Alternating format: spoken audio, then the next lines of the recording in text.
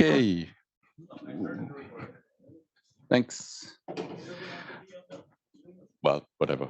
It doesn't make much sense to have my announcements, but it's okay.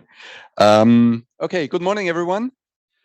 So welcome to the second day of the C++ course.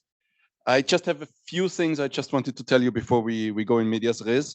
First thing, can people from remote hear me? Can somebody confirm? Yes. Yes. Perfect. Yes. Thanks. Great. Okay. First thing, the intro slides that I showed on Monday, which had a few links, they are on the front page of the Indico event, bottom right. Some people had troubles to find them, so please go there if you need any information from there. The next thing, coffee is going to be delivered in the room today.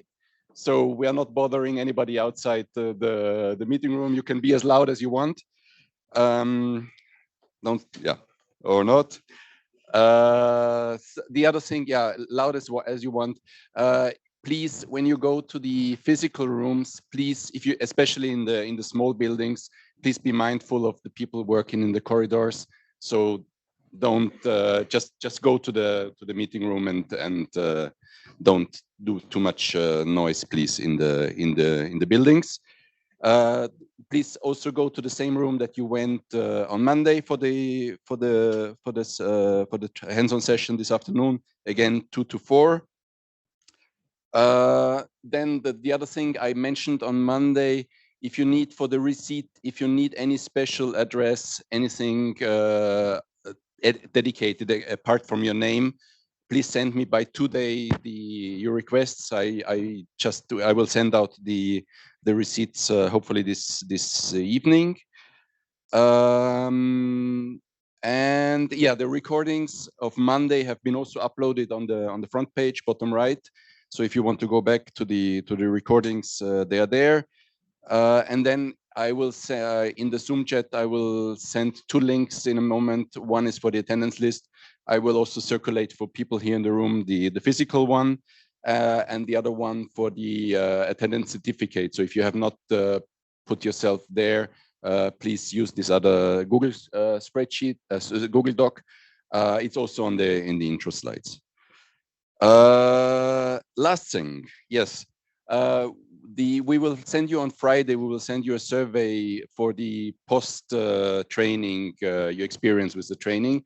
So please also, many people have already filled the first survey, so many thanks for that. Please also help us improve the course, give your comments honestly. And we will also be asking for you if you want to participate as a future mentor in the course. So for this course, we had 3 former students who are now mentoring, and 2 of them are ladies. So especially to the ladies, please come forward, join, and help us to also to sustain the course. And yeah, that's all I had. Any questions? Seems not. Then let's hand over to Stefan. Yes, thank you. Is there anything that was difficult in the hands-on sessions on Monday? Is there topics that repeatedly came up which we might need to rediscuss or maybe touch on? No? Who found the hands-ons too easy? Nobody? Good. Who found them too difficult? Also nobody. Was anybody there? Okay, good. Okay, so today we want to talk about object orientation. Many people, when they talk about C++, say it's an object-oriented language. And it's correct, but it's incomplete because C++ is actually a multi-paradigm language. You can use it completely without object orientation. You can use it like C, and it's going to be working fine, and it's going to be super fast. But object orientation is one of the tools in your big toolbox in C++ that you can use to write programs that that can grow in complexity without you completely losing track of what's going on. So when we talk about object orientation, first thing we have to talk about is objects and classes. So what is a class? You could say a class is kind of a C struct, so structured data on steroids. So in addition to having structured data, so you have a place where you can put an integer and a float and a double and whatever in one place, you can augment them with more functionality. So what we're talking about in this case is inheritance. We can declare access control. And what we can also do is we can include methods and functions into those objects. So it's a compound of data and of functionality. So, and now what is this object? An object is just an instance of such a class. We will look at the code in a moment, then you will see. And what you then have to know is a class, it always encapsulates some state, which is in the data of the class, and some behavior, which is in the functions. Okay, so let's have a look at our first class. And now, funny enough, it's not a class, it's a struct. You will know the difference very soon, what the difference between class and struct in C++ is. So what I said, you have some data, so you just declare int a is just a member of this struct. And now you can also declare functions, which is the next step, what we didn't do yesterday. We use structs all the time, that's structured data. But now in addition, we can declare some functions. And those functions, they have access to the data of this class. And you can even do something with the data. You see that here in this case, a is squared. You can also not mutate the data in any way. So you just use them, you say a plus b, and that's what you return.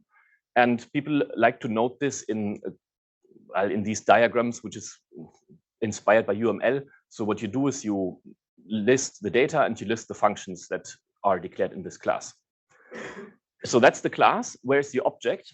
The object comes into the game when you declare an instance. So what you say, this is the name of the class. It's a type in the language. So you say, I want a my first class, and I call it my object. And in this moment in memory, we allocate a bit of memory for this integer a, so we can store the data. Okay, so the moment you declare such an object, you make space for the data. And then using the dot operator, you can just access the data. So you say my object.a, and now you can set this to 2. And here you can carry, so to say, the state of the class around by carrying the data around. And you can call a function, so you do my object.squareA. And in that case, you're going to mutate the data in the class. So now a changes its value. Questions so far? It's not so surprising, I guess. Okay.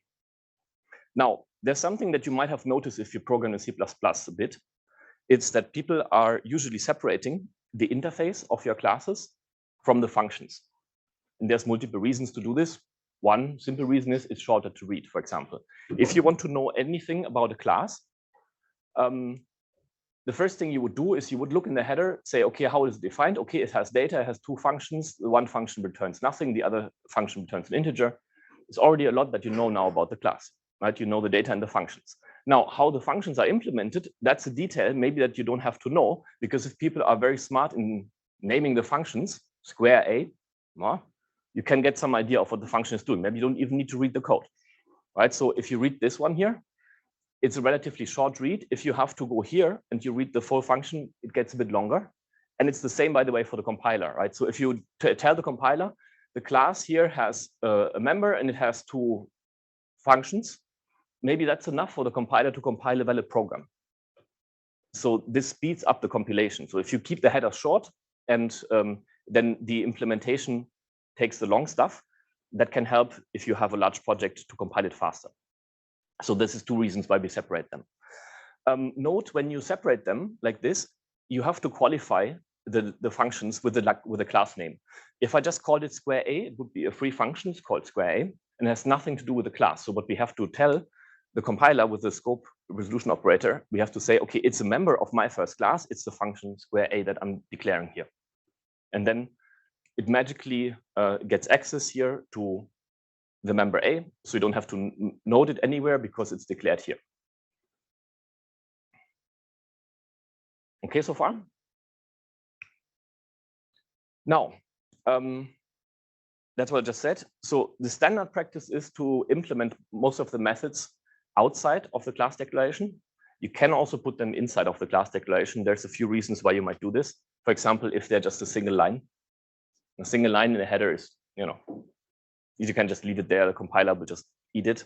But the moment you go into multiple lines and they get complicated, it's maybe good practice to put them out of line, so out of the class declaration. And here, we called it a namespace. So it looks like really it was in a namespace.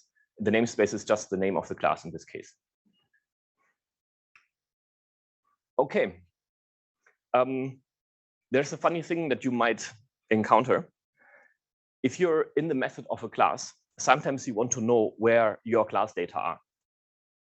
So it's something which is maybe you haven't seen this so much, but sometimes you say, okay, I'm in the function of my class. Let's say here we call them invoke external function. And I want now to invoke an external function, and I have to tell this function who I am, where my data is. And for this, we have a keyword, it's called this. And this points to the beginning of the data section of the current object. So if I go back, for example, to our class definition here, our data section is just a single integer. So this pointer would point exactly here. And that's to tell other entities, look, I'm my struct, and my data starts here. That's exactly where this pointer points to, but it's always a pointer in C++. So if somebody takes my struct by reference, I have to dereference the pointer. Right? There's only the pointer, so sometimes you have to dereference. I see somebody is looking confused. You want to ask a question? I think you're confounding two things at the same time. You're introducing two concepts at the same time. So if you only want to show what this is, this in an object, and first off, you should define what a class and what an object is, because you didn't talk about that. This inside of a class's code always refers to the current object, the object that was instantiated and is currently operating. We can talk about what the memory layout is later on. First, just tell them what this is. Then we can talk about. So what Attila was referring to is that the class is the thing where you define what the data and what the functions are, and the object is when you declare an instance of the class. That's where you make memory for the data, right? So, and that's correct what Attila said. It points to the memory region where this object lives.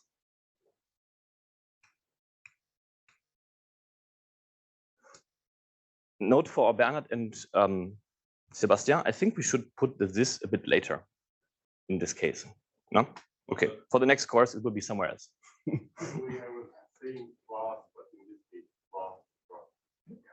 That's correct, yeah. So class and struct are very similar. You will see very soon that it's only a matter of visibility of the members. Okay, so far we had only functions that had different names in the class, but in C++ we have something which we call overloading, which is when we declare a function that has the same name but different arguments. And this can, in many cases, can be useful.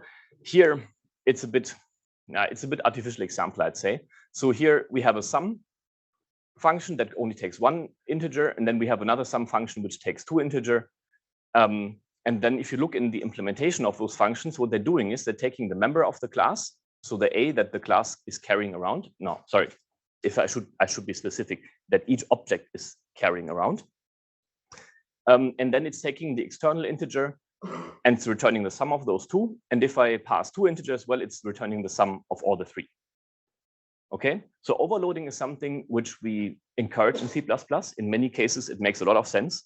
Here, it's a bit, yeah, I mean, we overloaded, but I'm not sure we needed to overload in this case. Note, one thing you cannot do is to overload on the return type. So I cannot declare a function that is called sum and returns an integer. Sorry, sum takes an integer as argument and returns an integer, and then declare a second function with same name, same argument, but it returns something else. This is not allowed in C++. So overloading only works based on the arguments. So if I pass a different list of arguments, that's fine. if I declare two functions and they have two different return types, then the compiler will just tell me that's not allowed. Okay, so this signature here, the arguments that the function takes, that's part of the identity. And because those two methods, they have different signatures, they're two different methods. They just happen to have the same name.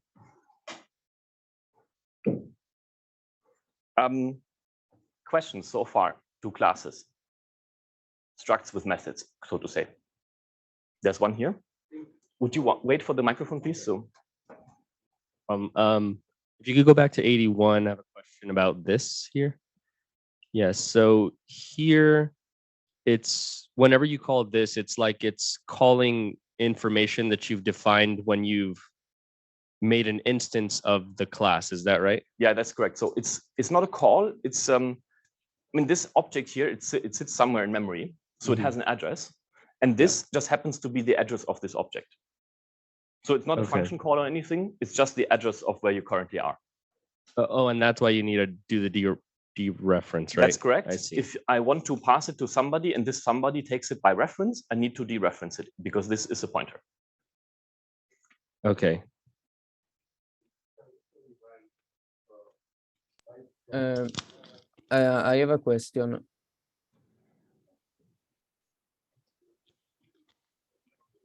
Yeah. Zoom, go ahead.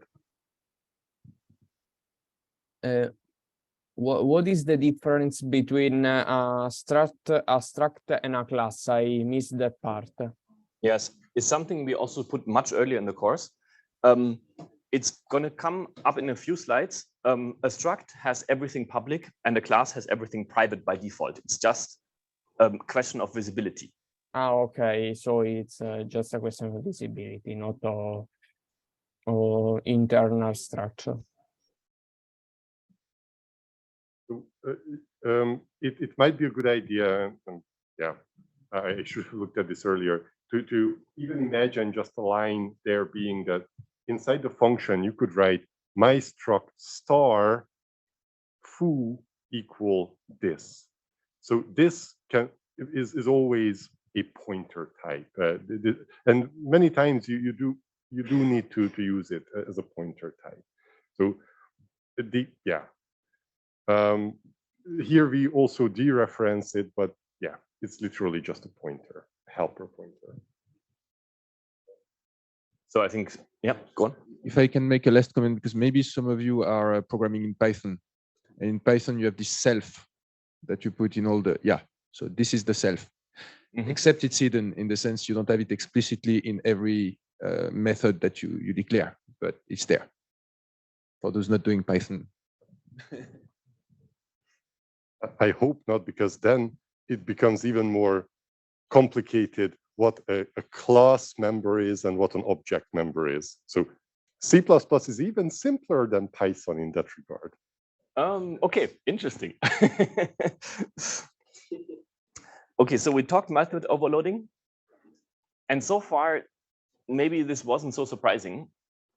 The real point of object orientation is that you can use the concept of inheritance. And inheritance, if you want to know why we do it, is kind of a copy and paste killer. You will see in a moment why I say this. So let's assume we have our my first class. It still has its integer. It has one function, and then we define a struct, my second class. We call it struct because of the visibility of the members. And then if you use this colon notation and you note another type, so here in this case my first class, then we're declaring we want to inherit the data and the functionality of my first class into the entity my second class. So in that case, you note it like this. So you have your integer a, you have your function square a, and then this arrow here, it denotes inheritance, and here you have the integer b and the sum function. And now something interesting happens. If we create an object, so an instance of this my second class, we can just say my object2 dot a, and magically this thing has an a. So that's the inheritance. That's the power of the inheritance. So all the functionality, all the data which is in my first class automatically shows up also in my second class. So I can just use it as if it was an instance here of my first class. It also has the member b, of course, in addition. I can call the function square a, which comes from here. And I can call the sum function, which comes from there. So now you see, if you have those two entities, let's say this is a very complicated large class with tons of functions, and I want to just maybe change a small bit, I want to add a little bit of functionality. I have two options. I can either copy and paste all the functionality of the first class into the second one, or I tell the compiler, can you do it for me by using the inheritance notation? And then all the functions and all the data members will automatically show up here in the second. That's why I'm saying inheritance, you can view it as a copy and paste killer. You take over functionality and you can take over data members. Okay, and now the question is, how does this look in memory? Well, it's very simple. We just put the data members one after each other. So the A comes from here, my first class, the B comes from my second class, and the entity of the two of them, that's now my second class. So you can just view it as concatenating all the data members that we are declaring here in our inheritance relationship. And now the question is, where's this pointer? Well, it points to the beginning of the data section memory.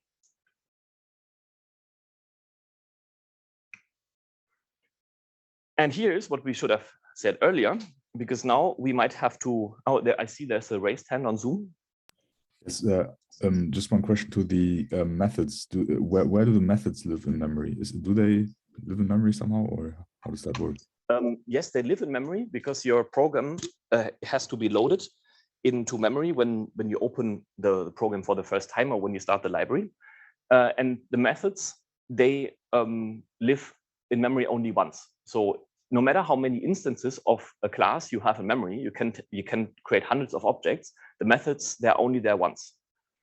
Okay. The compiler knows where the address is and it fills in the address. I mean, the details are complicated, but when you call a method on a specific object, you just pick this one method that's sitting there in memory and you say, please run on that object.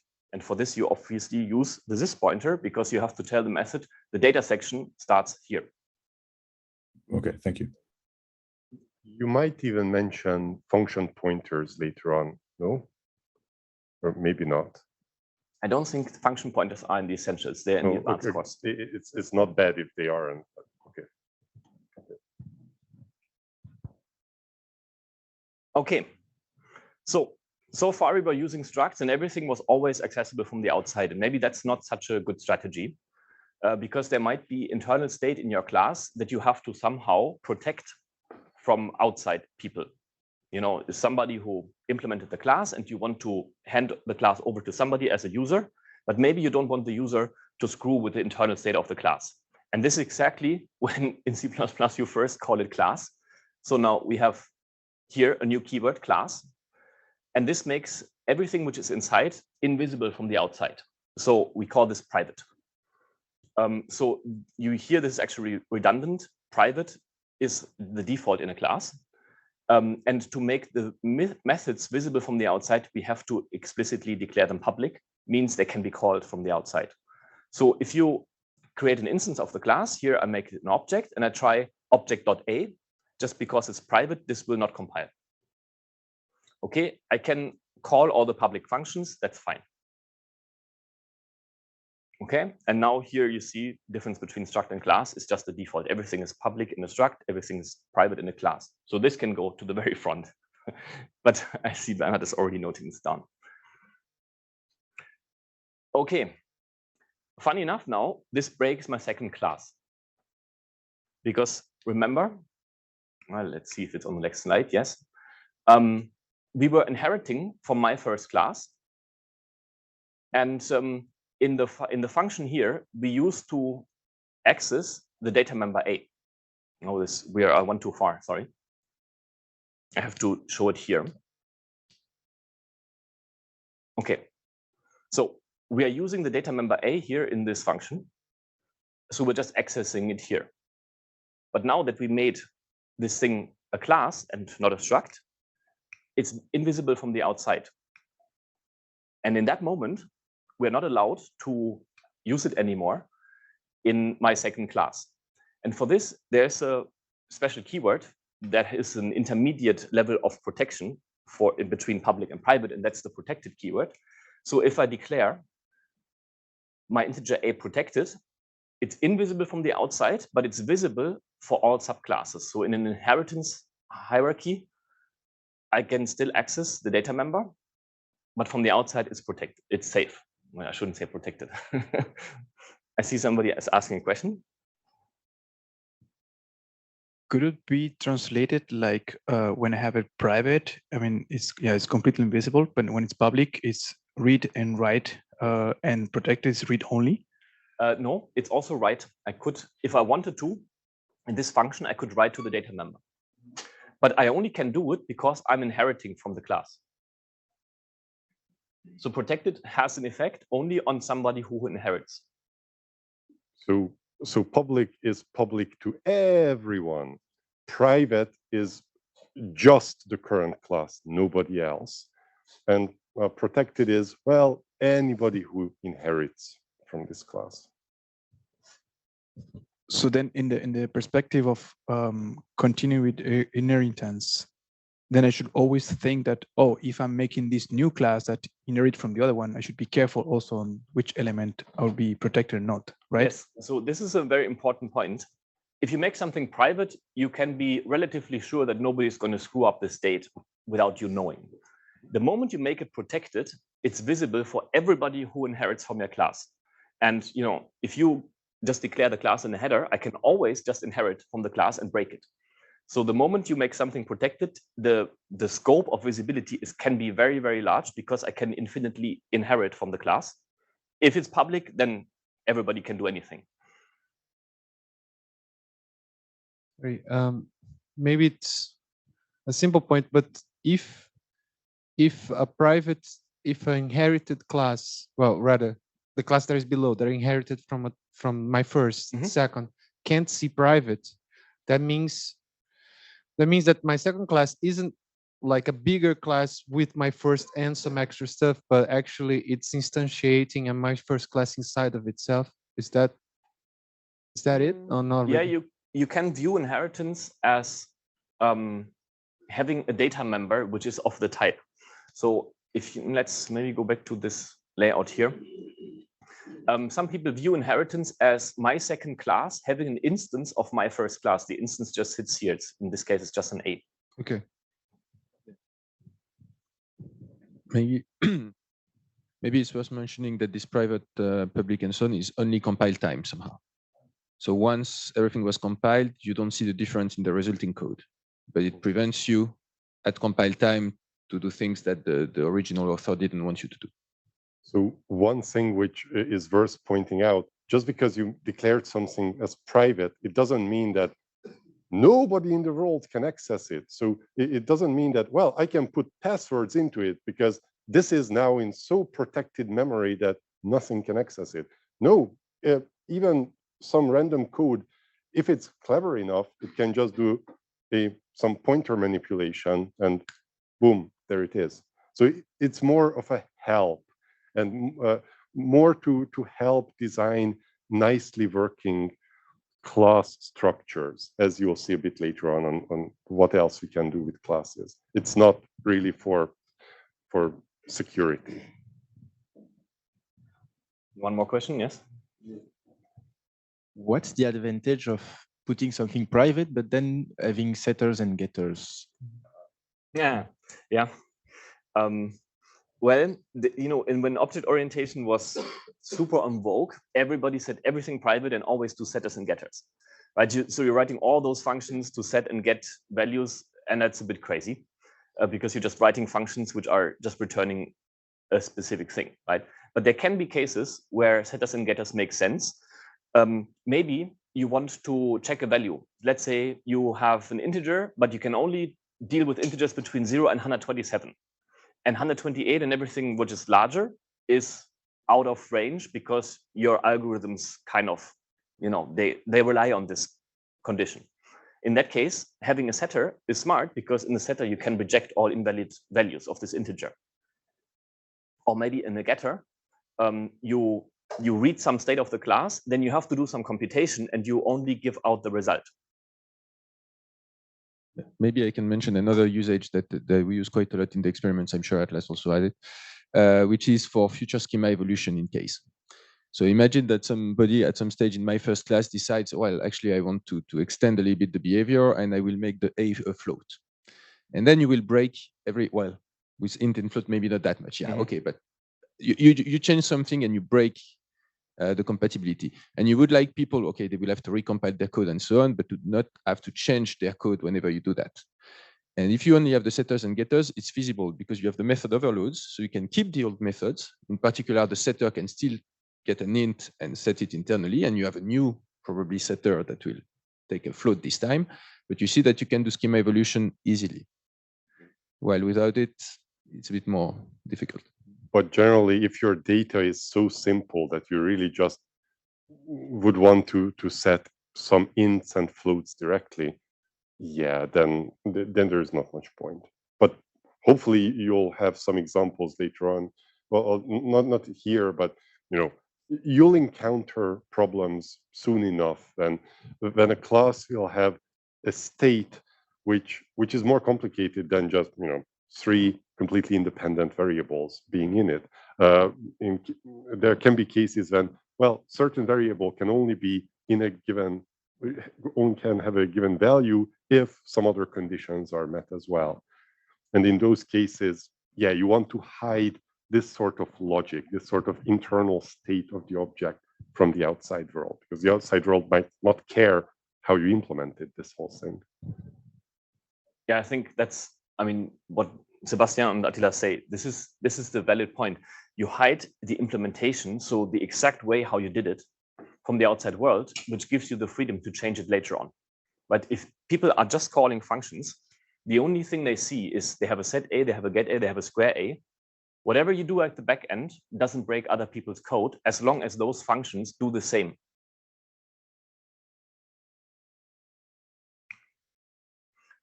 So we don't have only this public and private for the single data members, we also have it for inheritance. Most of the time you will encounter public inheritance. It means when I inherit publicly, the visibility of the data member stays unchanged. Okay, but I can also inherit kind of secretly by making inheritance private, and then the outside world does not see that I did inheritance. So this is yeah, you can, in this way you can hide that you actually were using inheritance. And then there's also protected inheritance, which is something which you probably will not use much. So for external code is public members and public inheritance, they're visible. And in derived classes, you have public and protected members of public and protected parents are accessible. So we will go through this in a bit more detail. So we have a first class, it's a base class, where we have a private, a protected, and a public member.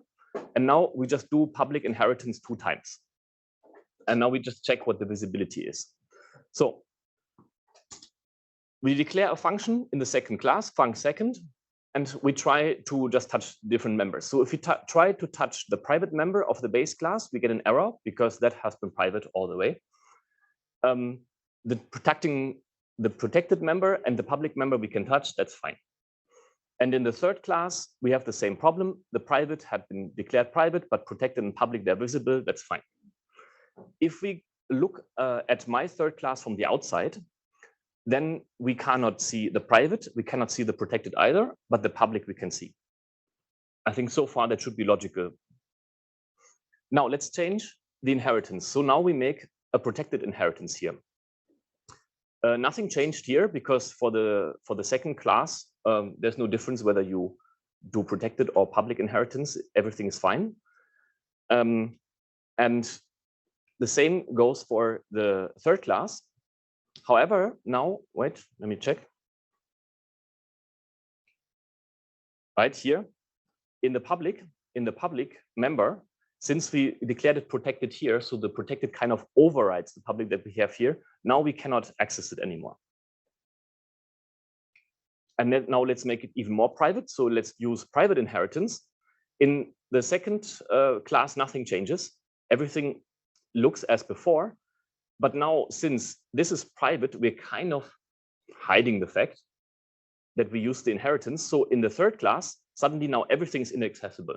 And the same goes for external function, which touch the third class from the outside. Everything is inaccessible. So when I say we're hiding the inheritance, it's not that we didn't inherit, right? The data members are there and the functions are there, but the visibility of the different members in terms of the compiler, what the compiler lets you touch, this is now forbidden.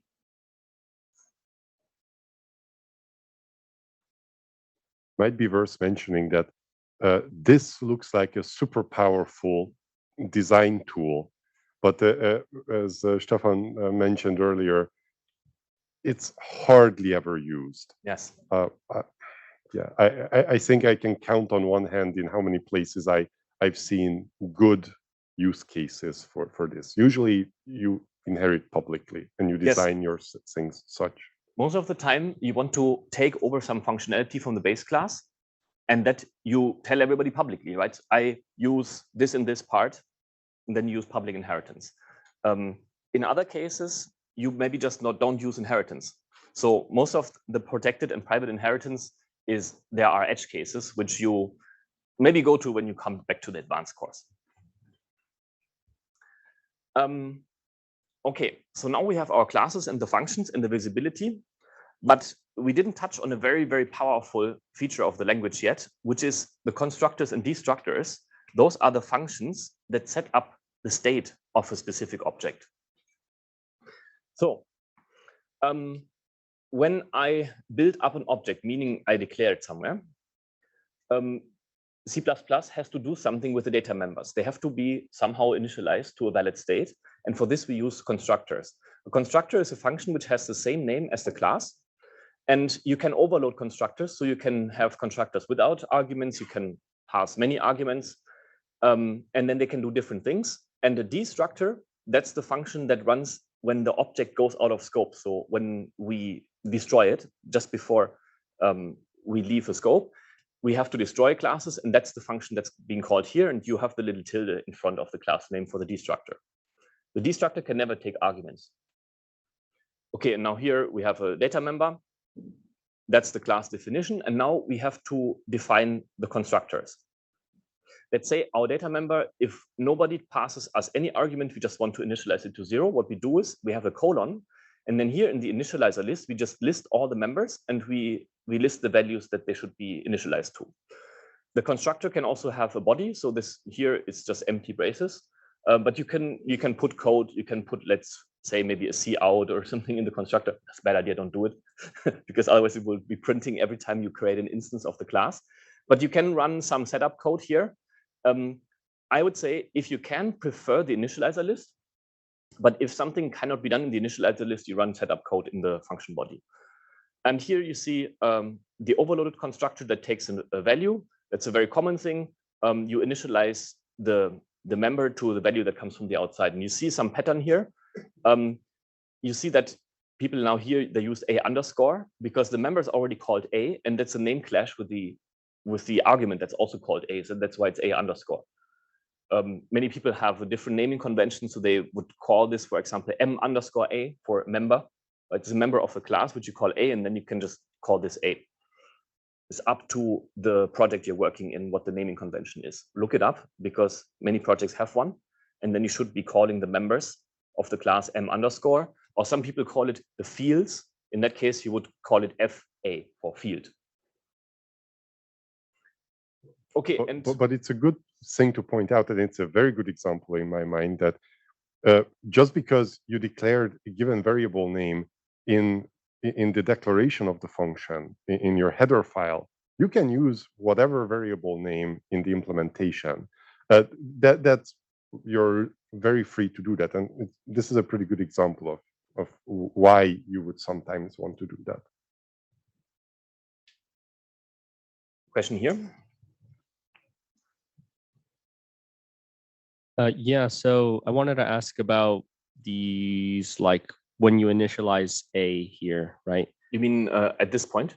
Or yeah, in the constructor. So does this mean that I cannot create an instance of this class unless I define what a, like give this an argument? Like I have to like say a underscore equals 1. So you can leave it out, but it's a very bad idea. Because you want the class state, no, the state of the object to be in a valid defined state that you can work with once an object is constructed, right? If you don't list anything, what C++ will do is calling the default constructor, which is the one that has empty arguments. But for an integer, this happens to be nothing. So you just have whatever is in memory, that's the value of A. That can be very, very bad because now your program is not deterministic. So you want to initialize the members to sensible values. But this comes back to what we discussed, I think, on Monday, that, yeah, for performance reasons, you can argue to leave it out, but you shouldn't. Yes. So make it a habit to, you will later see there's a second way of initializing members, to initialize them using the initializer list, or to what I'm going to show you a bit later. But do initialize the state of the class. You want to start from a fixed starting point that you can trust on. Cool. And maybe it's worth mentioning that compilers are clever enough to drop that initialization in case it's useless. But let the compiler be more clever than you. Usually it is. The destructor in this class, by the way, is extremely simple. It doesn't do anything because we don't have any state to tear down. Right? We have an integer and we just let it go out of scope. The memory will be assigned to somebody else, so we don't need to do anything in the destructor. But if you do more complicated stuff in the setup, you probably have to do some cleanup in the destructor. And this is exactly what we're doing now. So many people probably know the standard vector. So this dynamic array, which has some memory for you and it can resize itself. That's what you should use. And here's a stupid example, but we just want to show you how you can do it manually. But after that, please don't do it. So our vector takes a number of elements that we want to allocate memory for in the constructor. And then we can set the element at location n. We can also get the element at location n with those two functions. And our private data members now are the length of the vector, so the amount of memory we allocated, and a pointer to the memory region where we can store the data. And of course, those two members, they have to be somehow initialized for our class to be in a valid state so that we can call the set and the get function. So what we do now in the constructor is, first of all, we initialize the length because it's just a simple write, right? We want to store n values. So we can initialize the length using the initializer list here. And now the people who implemented this, they chose to initialize the data member in the body. So what we do here is new int. So we allocate an array of integers of size n. And this returns a pointer, and the pointer we store here in the data section. So, and now we allocated memory manually. And this is something you should always be aware in C++. If I allocate memory manually using new, I have to deallocate it at some point, otherwise the memory is just going to leak. Right? When this object goes out of scope, the memory is still allocated, and then the memory usage of your program grows and grows and grows the longer it runs, and that's something what you don't want. And for that reason, in the destructor, so when this object goes out of scope, you have to give back the memory to the operating system. So you call delete on this pointer here, and this hands back the memory. So you see here that something you do in the constructor has to often be cleaned up in the destructor. And this is a simple example of what standard vector is doing for you. Of course, use standard vector, don't use this. But we wanted to show what happens when you set up some state here. You have to tear it down when the thing goes out of scope. That's the question. So let's say I'm a bad programmer and I use new in my program. So then, and I don't use the delete, and then my program will start to use more and more memory.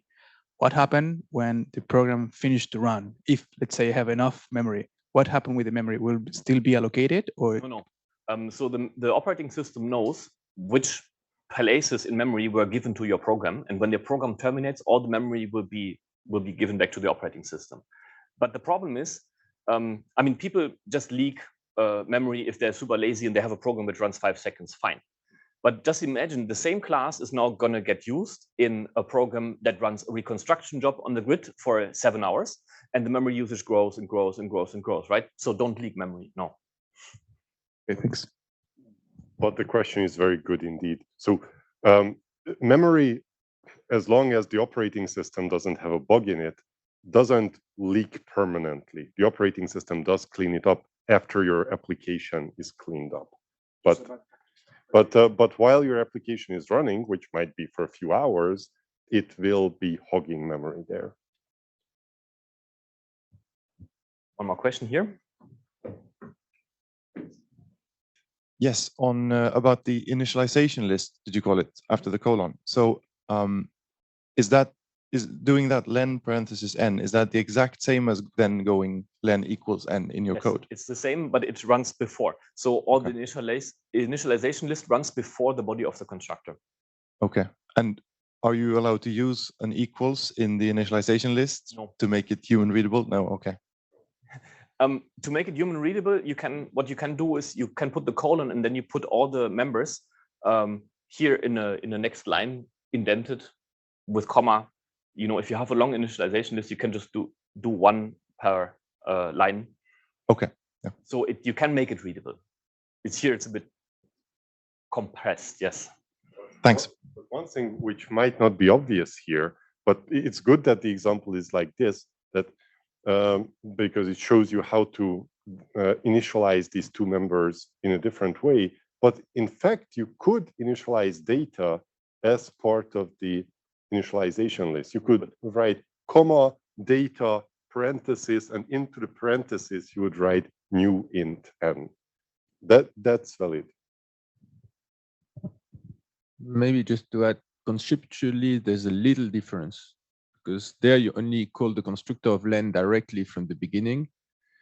While if you put it after the brace, in theory, but of course the compiler will optimize, you would first put a default value in len, so call the default constructor, and then overwrite it with the equal, with the next step. Now, the first thing the compiler will do is say, well, the first value, I don't care about it, so I drop it. So practically, it's absolutely right. It's exactly the same. But conceptually, you see the little difference. So yeah, what you have to remember is the initialization list runs before the body of the constructor runs. And if you don't mention something, it just calls the default constructor, which for an integer doesn't do anything. That's fine. For a pointer doesn't do anything either. But you might have a class member which has a very long, very costly default constructor. If you call it and then you override it again, well, hopefully the compiler will do the trick, but you can't be 100% sure. Okay, anything on Zoom so far, Bernd? Are we? In your example, it will already be called twice because there may be side effects. Yes. Unless you declare them, what is it already, the keyword? Whatever, there's a keyword to say there's no side effect. So we have two questions in the Mattermost. The first one is, I do not understand what constructors and destructors actually do. They bring up the state of your object and they tear down the state of your object. Is that sufficient or do you need more explanation? I hope the question came before this slide.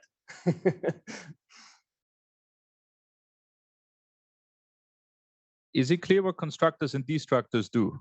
If not, please raise the issue again. Speak up, please. Okay, so you can speak to us in Zoom, but also you can reply to the Mattermost. If you don't, I think, yeah. So a constructor, may you repeat what a constructor and a destructor do?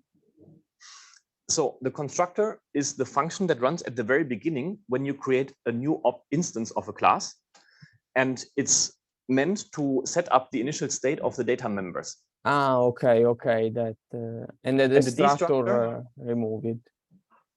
So yes, the destructor does the inverse. Any kind of cleanup that has to be done, in this case, here giving back the memory in line 15, that runs in the destructor. So now I understand. Okay. Next question is, why are there brackets after delete? Why is it not just delete data without the brackets? Yeah, that's a detail because here we were using new with also this bracket. So we are allocating an array of integers. It's not one integer, but it's n times an integer. So when you use new for arrays, you also have to use the brackets for delete. But for other data types, I wouldn't have to use the brackets. Like if I want to delete an integer or something. If I write new int and no brackets, then it's also delete no brackets. Okay, thanks. Hopefully you won't have to use it that much in your future C++ life, because these days we work much less with new and delete. You will see a bit later on Friday. Now, you know that we can inherit functions, and constructors are also functions. So in principle, they can also be inherited, but there's a few details to the syntax. So let's look at my first class that has an overloaded constructor. So the empty constructor and the one that takes one integer. And now we write a my second class. And we also have here, we have a constructor without argument, single argument, 2 arguments. And now we have to set up the state of the my first class in some way, okay? So in case of the default constructor, what we do is we just call the default constructor of my first class. It's going to take care of whatever it has to do to the member A. And then we initialize the member B to 0. Okay, so when you inherit, the first thing you should do is you call the constructors of the base class. And then you call the constructors of the data members that you have to initialize. If you let's go to the example where we have a single integer that we want to write into B. I mean, it's up to the programmer where you want to write this, right? But the B suggests that it might go here. What we do is we call the default constructor. So A is going to be initialized to whatever the default constructor does. We initialize B. And then there's the third constructor where we have A and B. They're both initialized. So here we call the constructor that takes 1 argument. And here we initialize B. Okay, so it's just the setting up of the state is delegated to the constructors of the base class. That's clear so far? Okay, there's a special constructor which you can use to create a copy of an object that's sitting somewhere in memory. It's called the copy constructor, and it has a particular signature. So you take a reference to an instance of the same class as the one that you're implementing, and you make it const. Okay, so we have here single parameter, and otherwise it's just a constructor. And this one you can use to implement a copy of your class. If you don't want that your class is going to be copied, what you also can do is you can declare the copy constructor, and then you can say equal delete. In that case, the compiler will forbid creating copies of the class.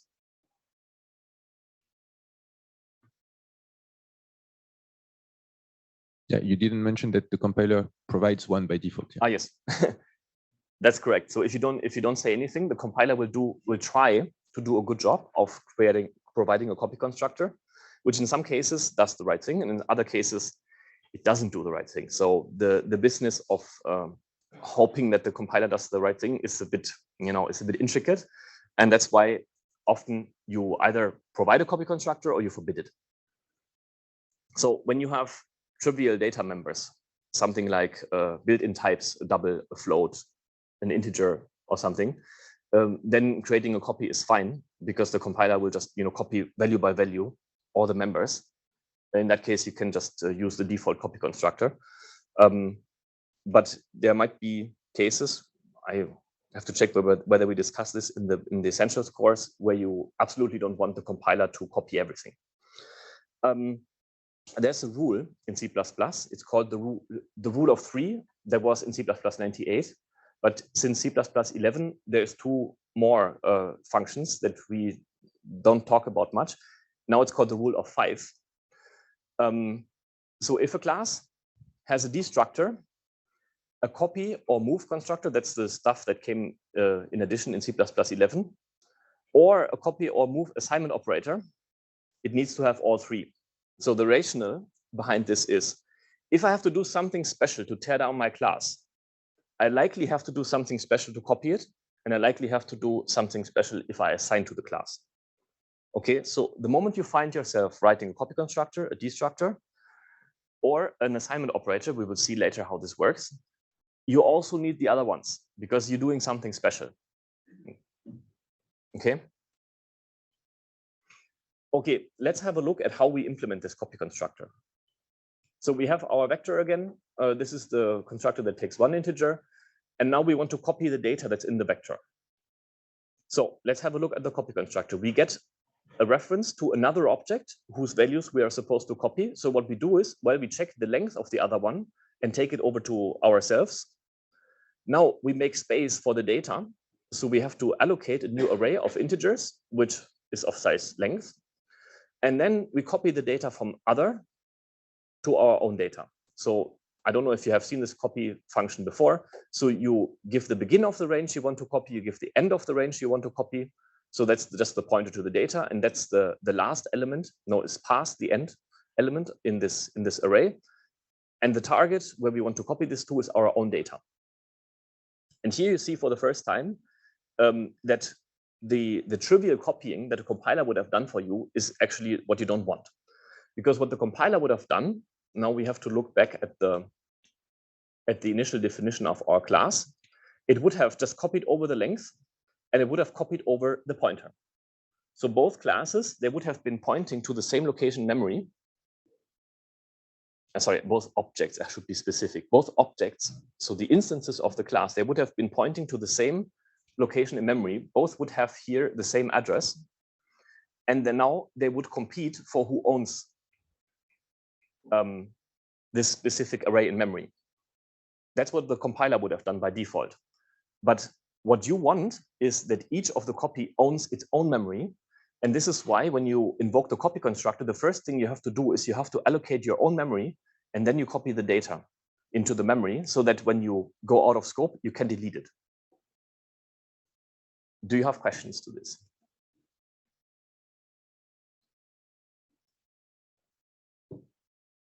Okay. There's a funny quirk in C++, which is the unary constructor. So there's a rule. If you have a constructor that takes a single non-default parameter, this can be used by the compiler for an implicit conversion of a type. So remember our vector, it has this constructor here, which takes an integer. So if I call a print function, which takes a vector here as argument by const reference, what the compiler can do is to take the 3, put it into the constructor of our vector class that takes an integer. So now we will allocate some memory, create a vector. And then after the thing, it will go out of scope again. So we just create a temporary vector, which is a bit surprising, right? If you print 3, I don't think that you expect that there's going to be a little vector that's being created with 3 elements and then it disappears again. Okay. And for that reason, you can declare a constructor explicit. And what it means is it forbids implicit conversions. So you just add here in the front of all the unary constructors. When you don't want implicit conversion, you add explicit. And then this funny thing is not going to happen.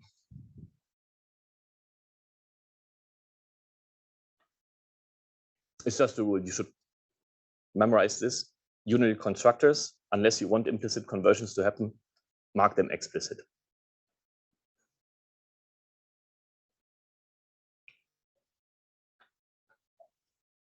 So would the same happen if you didn't mark with explicit? Like since the argument is an integer, wouldn't like constructor overloading, so wouldn't use the vector int n instead for the. You have to tell me again. So you asked about constructor overloading, and if you didn't have the integer? Yeah, so because like you have a constructor that's, can you go back one slide? Mm-hmm. You mean this one here? Yeah, so it uses a vector as input. So in the argument, yes, right? Oh, you had already. Oh, never mind. I didn't see you had. So yeah, no, what the compiler does in this case, the compiler sees, oh, I have an integer, but I need a vector. What can I do? Oh, well, easy. I can just construct a vector using an integer. Yeah. Right. So the compiler just looks at all the possible constructors and fills in the correct, the one that has the correct signature, just calls it. maybe it's worth mentioning it's not recursive. Like if you have an object of type A that can be used to create a B, that can be used to create a C, and you give an A to a function taking a C, it won't be that, it won't go that far. There's something, I don't think we had this on Monday yet. Sometimes we have some examples. When you see this Godbolt, it's a link to the Godbolt compiler explorer. That's here.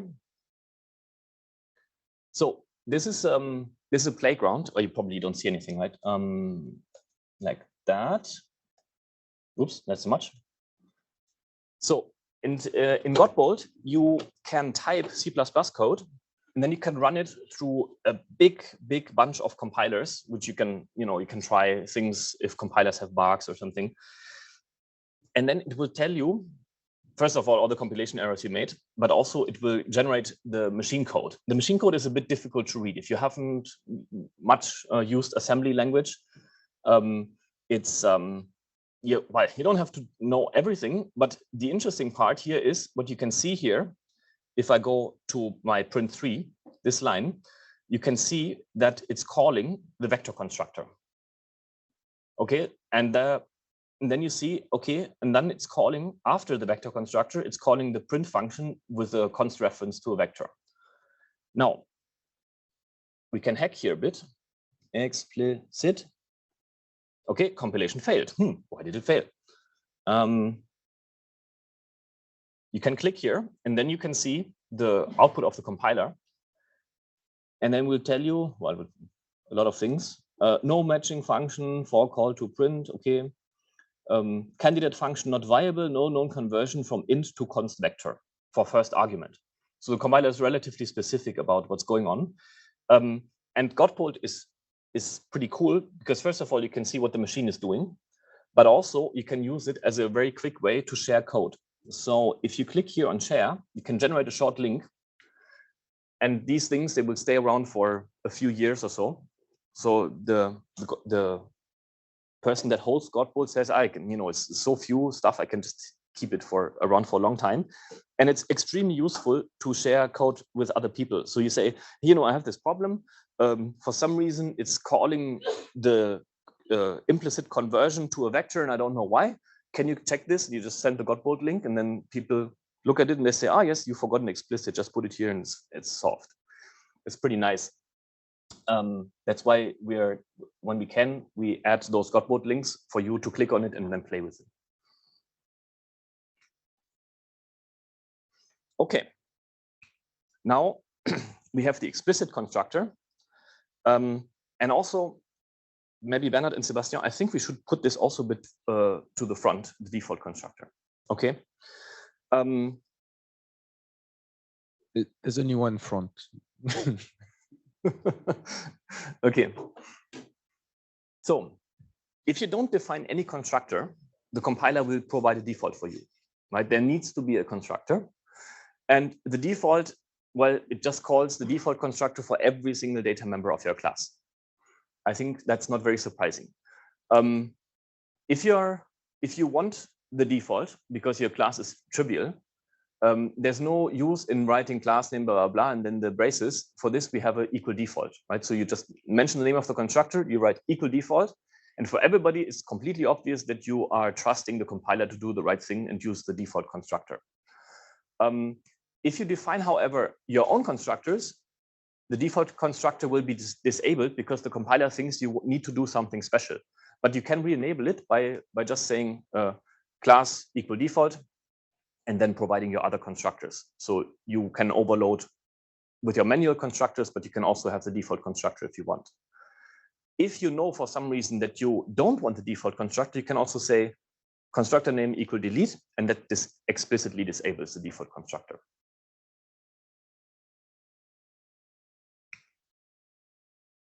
Okay, and now let's think of a class where you have some complicated setup to do, but you want to overload the constructor.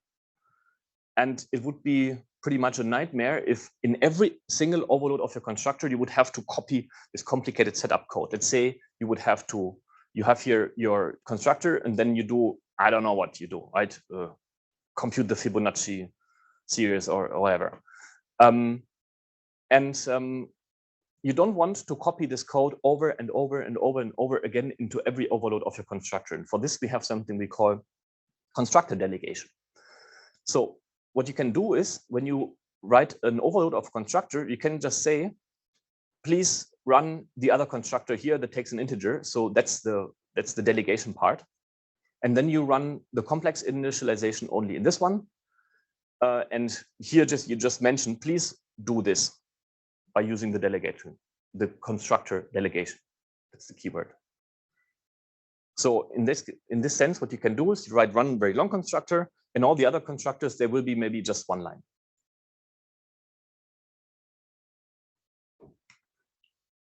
Okay.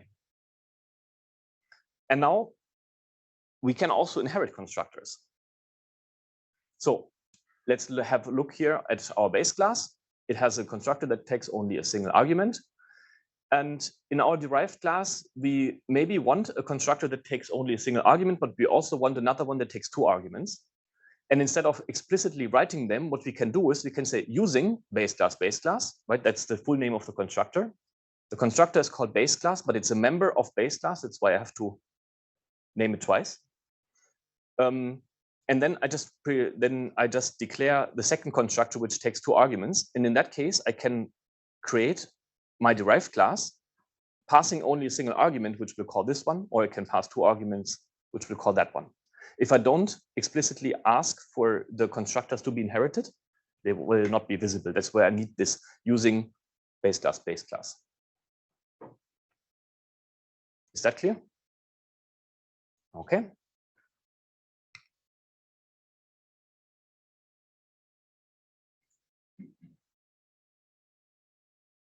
Okay. And now we were talking about initialization. You asked the question, right? It's always a good idea to initialize the members, but maybe you don't want it to do it in all the initialization lists in every constructor. Let's say you have 27 overloads. Do you really want to write 27 times an initializer list like here if you're always initializing it maybe to the same value? And for this in C++11, we have here initialization, which you can immediately attach to the members. So you declare the member and you just put a default value, either in curly braces, or if you want, you can also use equal. And in that case, this initialization will always be taken unless you tell the compiler to do something else. So if you say default constructor, this will be initialized to 5. And if you want something else, you can just mention it here in the initializer list. Okay, so this is only available in C++11, but by now almost everybody should be using C++11. So yeah, some people are laughing because some projects are not. But this really can make your life a lot easier. You just declare all the members, you just give sensible default values. You can do the same for the derived. And you see that now here we have a derived class where we're initializing the member to 6. And we're also just using the base class constructor, so we're just inheriting them. So we can construct a derived class without writing any code, right? There's no code here. And nevertheless, it's initialized to a safe state, and there's no randomness in what the data members values are going to be. So use those member initializers. They're very powerful.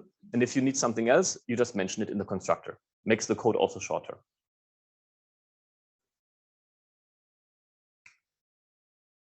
Okay. Now we have to talk about how to call constructors. I mean, you saw a few times where we called the constructors, but the details are a bit subtle. So let's look at our struct A, which has 2 members. It has 3 constructors, 0, 1, and 2 arguments. And if you want to create an instance of your A, you can just mention them here in curly braces. This will call the constructor with the 2 argument, here, constructor with the 1 argument, this one the default constructor.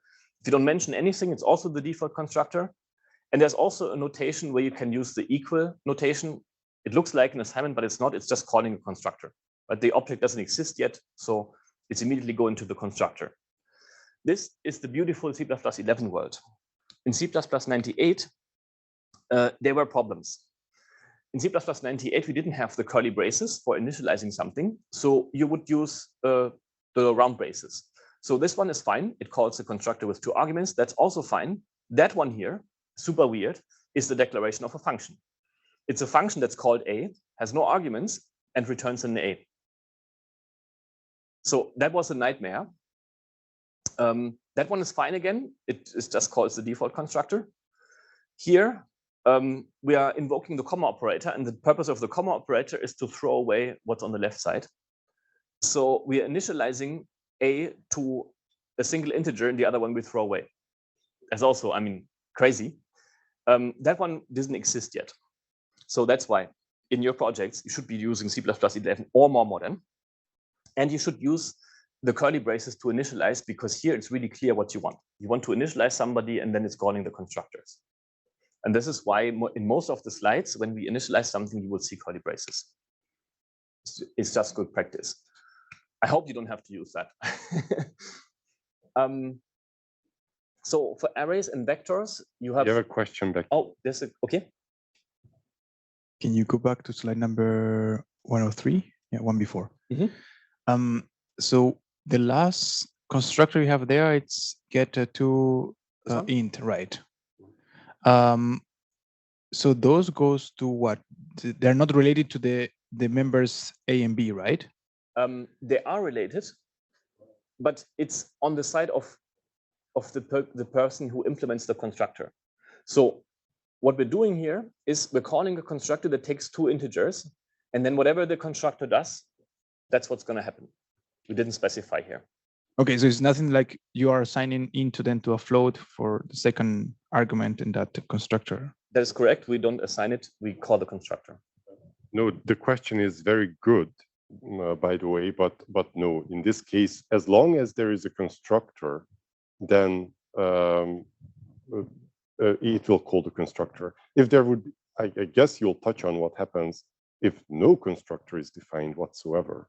That will be one of the next steps. But is it only in advance?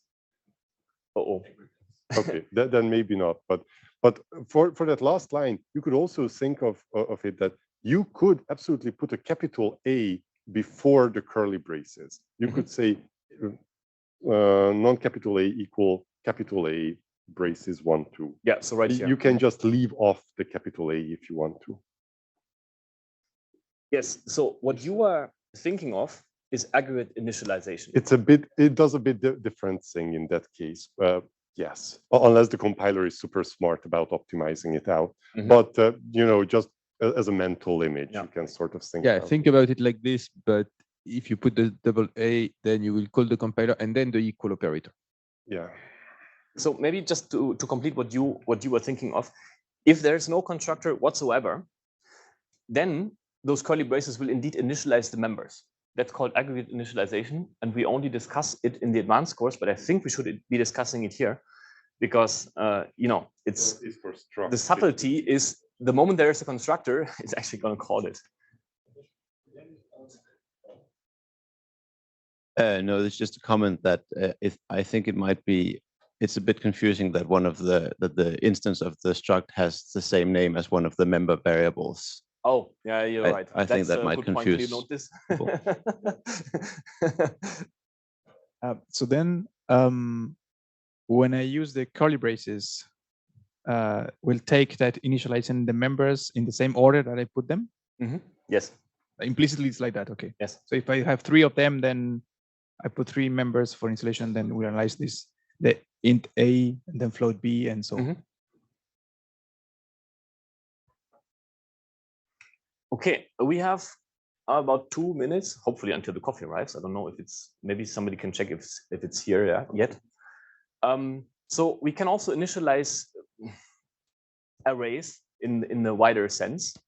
So if we just declare an array with three items, we can use the curly braces to initialize them. The values are just going to be plainly written into the array. We can also do it when we allocate the array manually.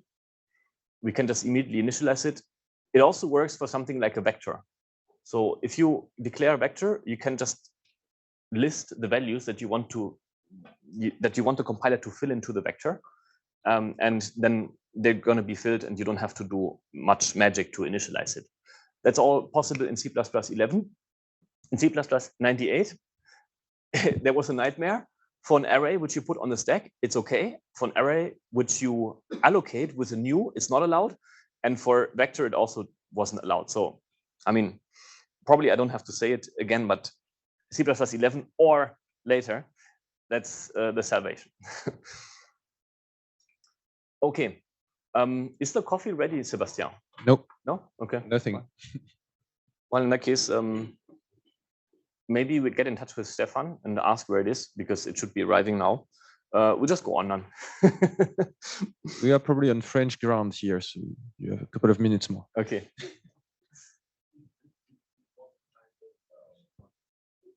So do we have questions regarding constructors and destructors? Yeah, there's one here.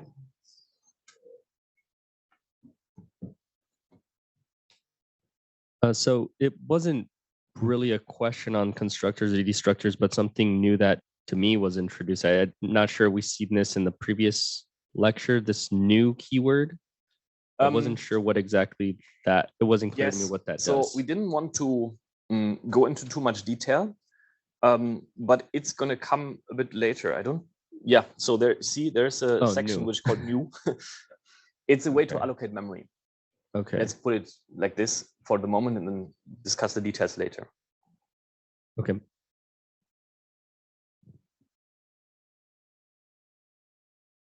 Okay. So far, every member we declared in our class, they were members which every object of the class, every instance carries around. But there's another type of member that you can put in your class, and they're called static members. So, and those static members, they are really attached to the class instead of every object. Okay, so every object is carrying around a few members when you create an instance of it. If you create a copy of it, all those members are being copied. But there is also members which are not attached to a single object, but they are really attached to the class as a whole. You declare them using the keyword static, and you can do this both for functions and you can do it for data members. And now you can do something a bit curious, because you can use them with a class text without having any object of the class.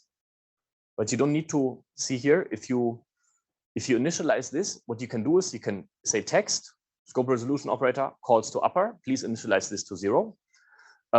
Before C++17, you have to actually do it outside of the class. You have to really mention like the integer text, the integer in the class text with the name calls to upper has to be initialized to 0. The runtime of C++ needs this to get a starting value for it. And then you can call the function text : upper with my text, and then this will do something and have an effect probably here on this member here. So you see, there's no object, there's only the class, and we just call functions, or we can access the member if it wasn't private.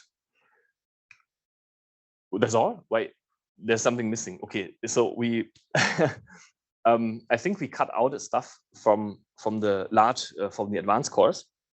I think it's not enough. We should explain why we use static members. Especially we should maybe show the implementation of this function or something, or put something in Godboard. So I'm sorry that there's only one slide, but yeah, so it's possible to attach a member to a class and not only to the objects. Now, all instances of the class, every object of the class also can see this data member. Okay, I would like to show the code, but it's unfortunately now not on the slide. I don't know what, we must have made a typo or so when we compiled the slide deck. It was never there. So mentioned that it exists. It exists. Okay, good. but actually, to be fair, once it comes to the fine details of how you want to use static members, especially members, that might be a bit more of an advanced thing. Okay. But usually, if you see in any code T file open, that's a static function. That's correct. Yes. So it's most of the time when you have to mention the name of the class and the name of the function, it's a static function. So it means the function is not bound to a specific object. Although in that case, the function could be a free floating function. So yeah, static functions like this are not very useful, I must say. Okay. Where in the memory is the static member stored? Is it for every instance or just once? It's only once. So there's a section for all the static members of a class. And if you, let's say now you're in a function of that specific class and you access the static member, then they will go to this one memory region where everybody, you know, where the static data section of your class is, and then you will write to this. So that means if you had 5 objects of the class and they would all touch the data member, let's say they increment it every time the function gets called or so, then you would find the global value of all the calls across all the instances of the member. That's why I would like to show the code, maybe as an example, but there's only a single one for the entire program. So they can also touch the single one. Yes, or? For the instances of the class, it looks like a normal member, but the difference is they're not writing to their own data section, they're writing to the global one that's sitting statically in memory. And it lives from the first time the library gets opened to until the library gets closed. So that's usually for the whole duration of the program. Thank you.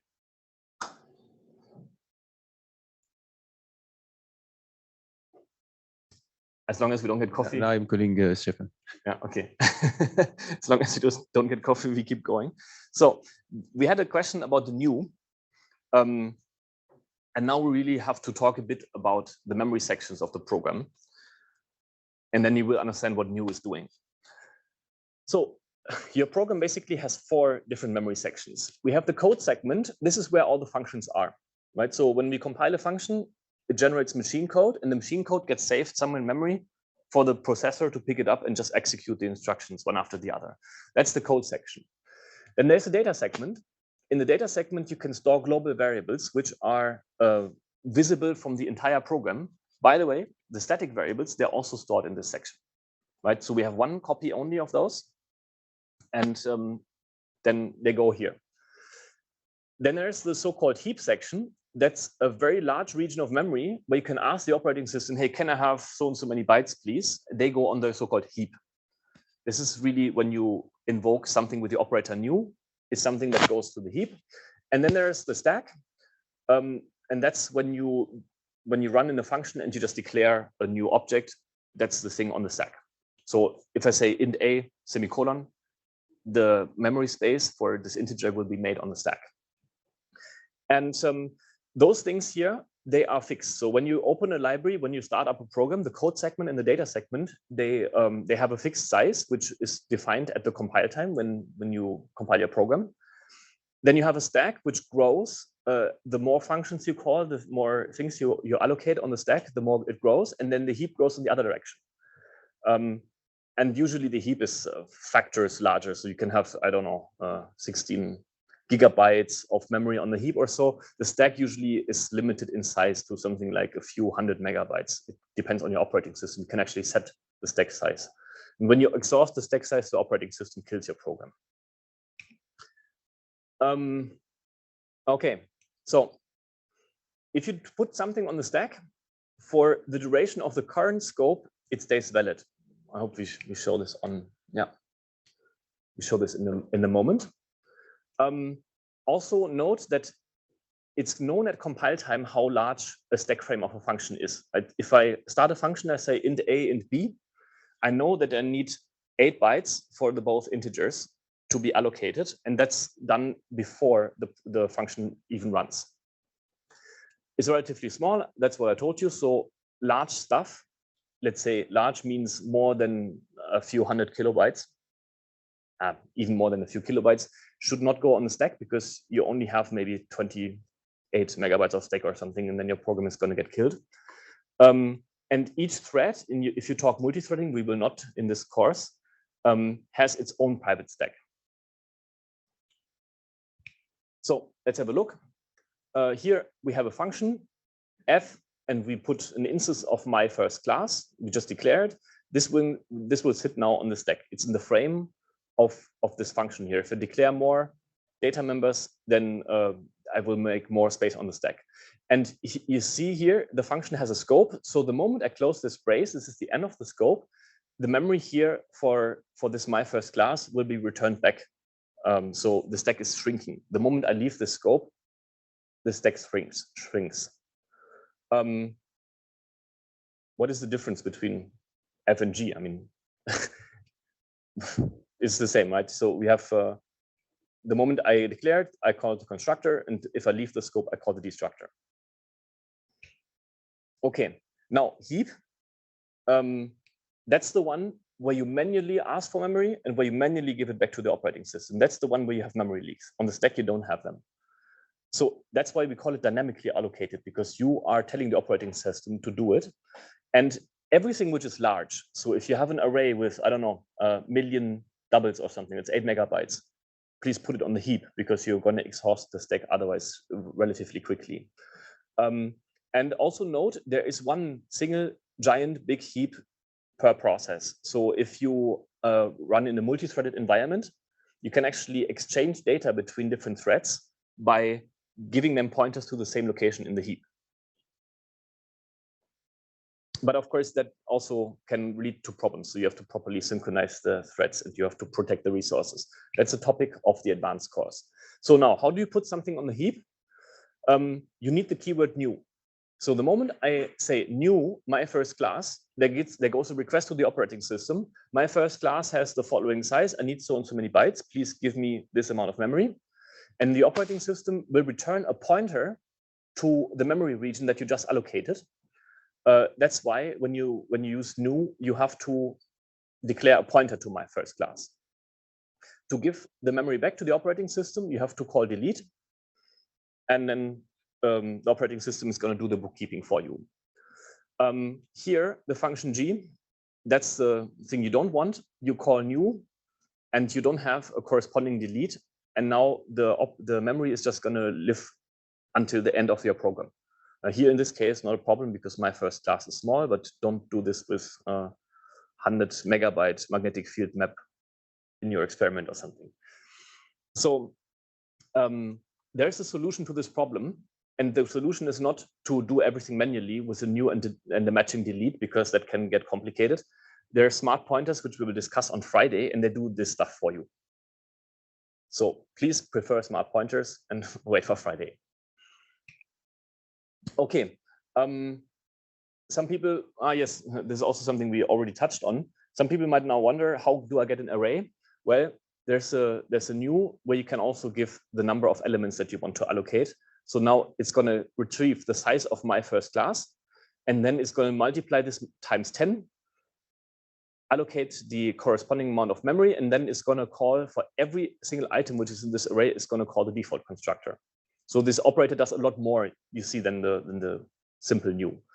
And that's why now, because you have much more memory, you also have to call the delete with the brackets to tell the runtime, no, it's not a deletion of a single pointer, because from here you don't see, right? You have only a pointer to the beginning of your data section. You have to call this operator to tell you, yes, it's only a single pointer, but behind this there's an array. So you have to actually give back more memory than just a single item. Okay. Also here we have containers for this: standard vector, standard array. They are all part of the STL. We're gonna discuss this tomorrow. And please use those. We don't have to do this manually anymore. Okay. Sebastian, coffee? Stefan has tried to contact the guy, but you know, we have only ticketing systems. So he updated the ticket. Mm-hmm. So we know for the moment. He's trying to find out the phone number, but yeah. Okay. Nothing coming in the corridor. Yeah, maybe it makes sense to nevertheless take a bit of a break. Yeah. So let's say we take a break for 10 minutes, maybe. Open the windows a bit, you know, refresh your mind. And if the coffee arrives, it's fine. We take another break. Yes. No way to get directly the number. But it's weird because after the Monday course, the guy outside asked me whether the coffee was fine, and I said, yeah, sure. Are you doing the coffee? And he said, oh yeah, every day. And then I said, you will be here on Wednesday. Yeah.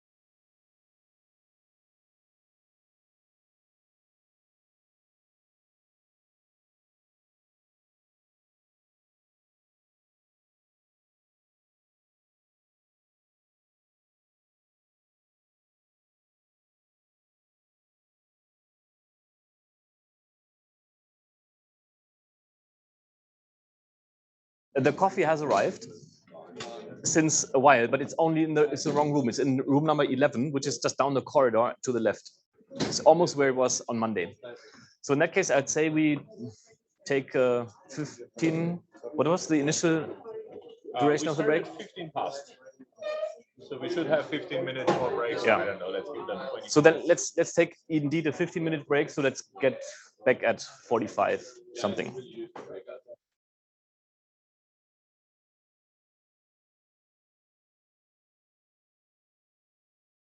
Yeah, it's in the other room.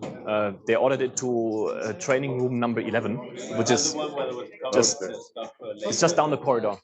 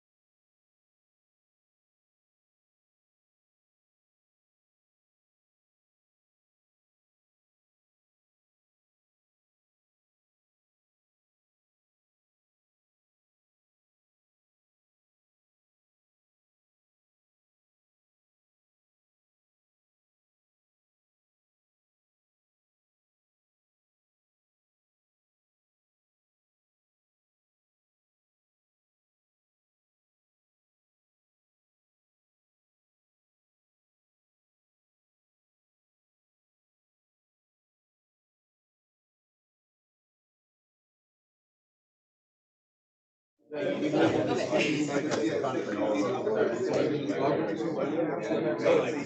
yeah.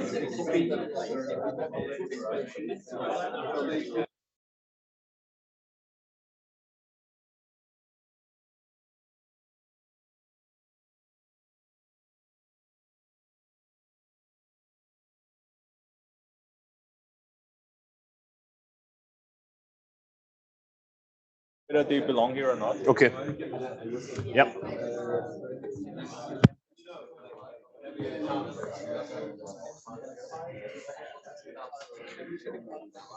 All right. Welcome back from the break. Take a seat. Yeah. So it's like the saying, so it's like when it's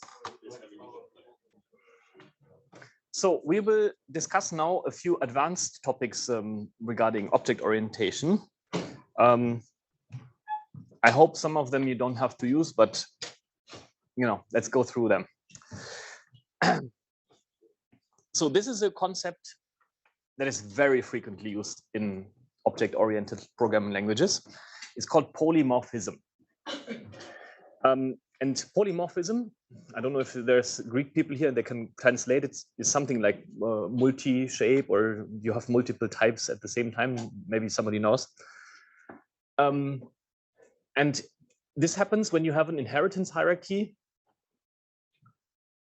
and you can use an object in the disguise of another object.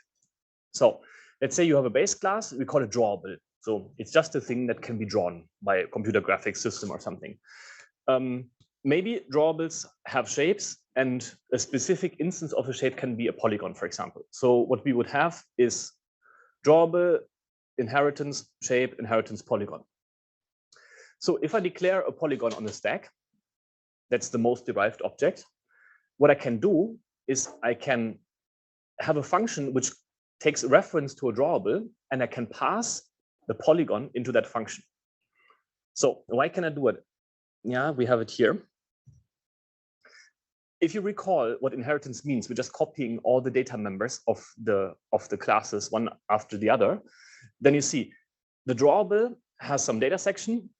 Then you have all the data section of the shape, and then you have the data of the polygon. So they're all after each other in memory.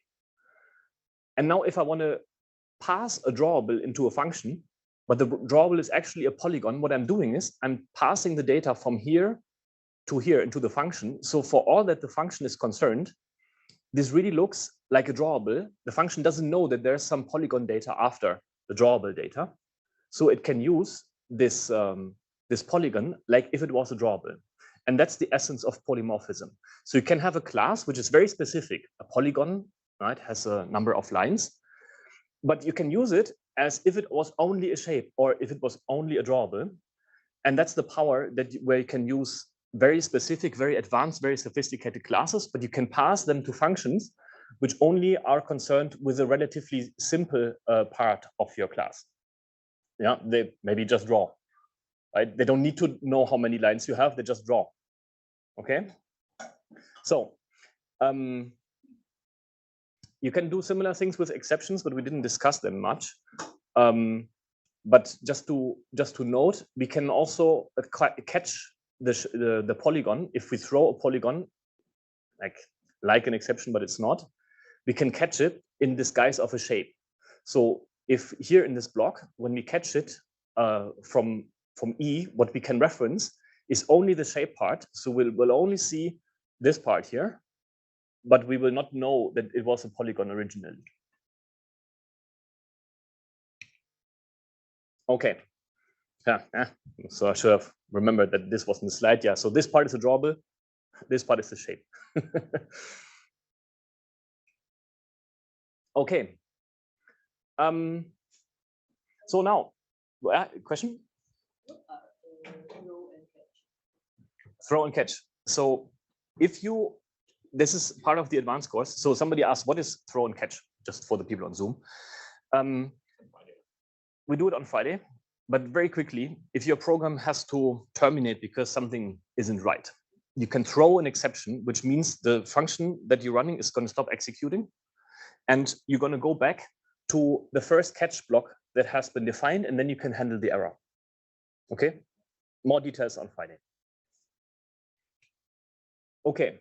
Other questions? No? Okay. Just to note, if you make the inheritance private, now suddenly, for what the compiler is concerned in terms of visibility, a polygon is now not drawable anymore, so I'm not allowed to pass it into that function. However, if we're concerned with exceptions and catching, it will still work. But that's a detail which is probably not so relevant, because most of the time what you will use is public inheritance. Okay.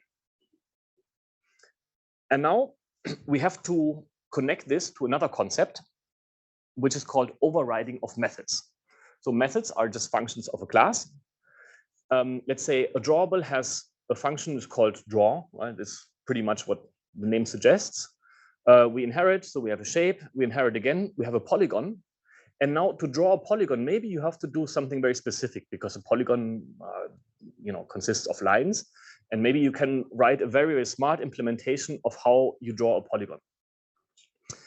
And what you're doing here, that's called overriding of methods. So there's a method declared in the base class, and then in a derived class, you say, for polygon, it makes sense to do the drawing only like this, and that's then the function that you implement. Okay, now, here's a question. Which of these functions is going to call it? If I say polygon p and I say p.draw, which of the two functions is the runtime going to call?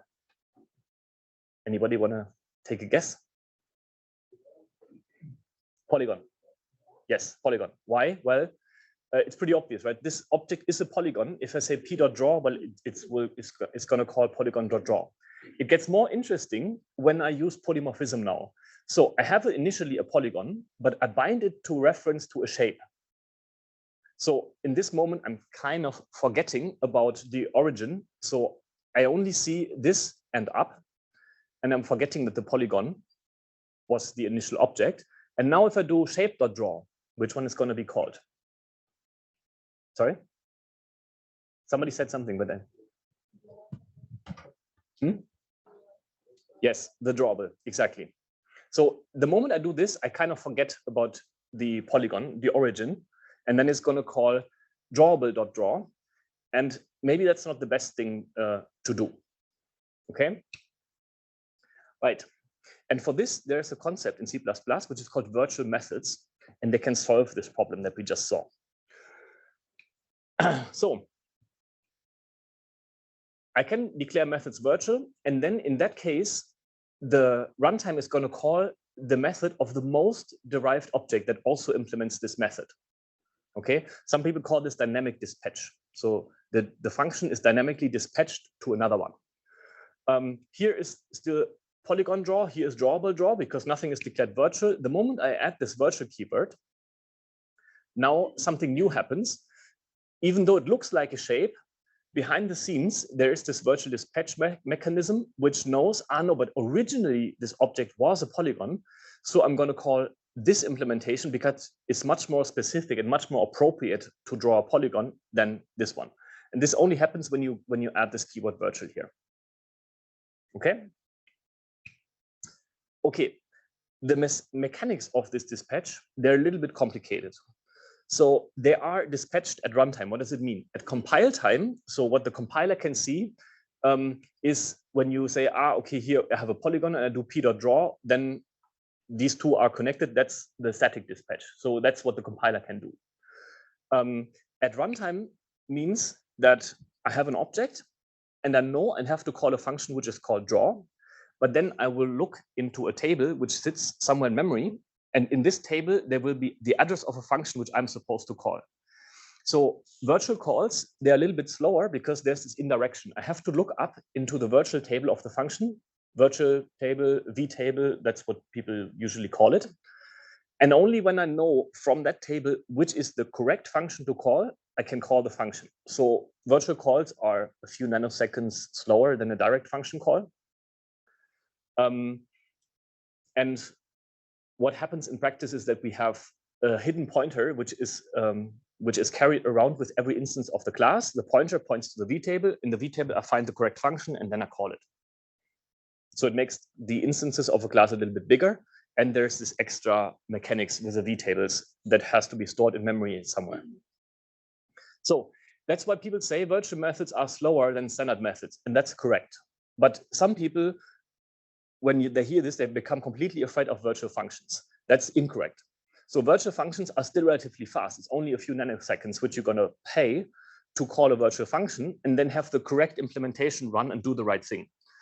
What you shouldn't do is, if you have a program that has a loop which is running 100 trillion times, in every iteration of the loop, call a virtual function, because now you're paying the few nanoseconds 100 trillion times, you're going to have a slow program. Right? But if it's, let's say, you have a triangle and a circle, and they both have to be drawn, and the triangle is drawn in a different way than a circle, yeah, please, then use a virtual function. For the triangle, it's going to do that. For the circle, it's going to do that, and you have the correct result in the end. Also note that optimizations that the compiler can play with normal functions, they are often impossible with virtual functions, because which function you're going to call in the end is only known at runtime. So when the program is already running, so the compiler can't do any tricks at compile time, right? Because those are going to be done ahead of time. And one of those tricks is inlining. So inlining means I don't even call the function, I just copy the code from the body of the function into the function from where I called it.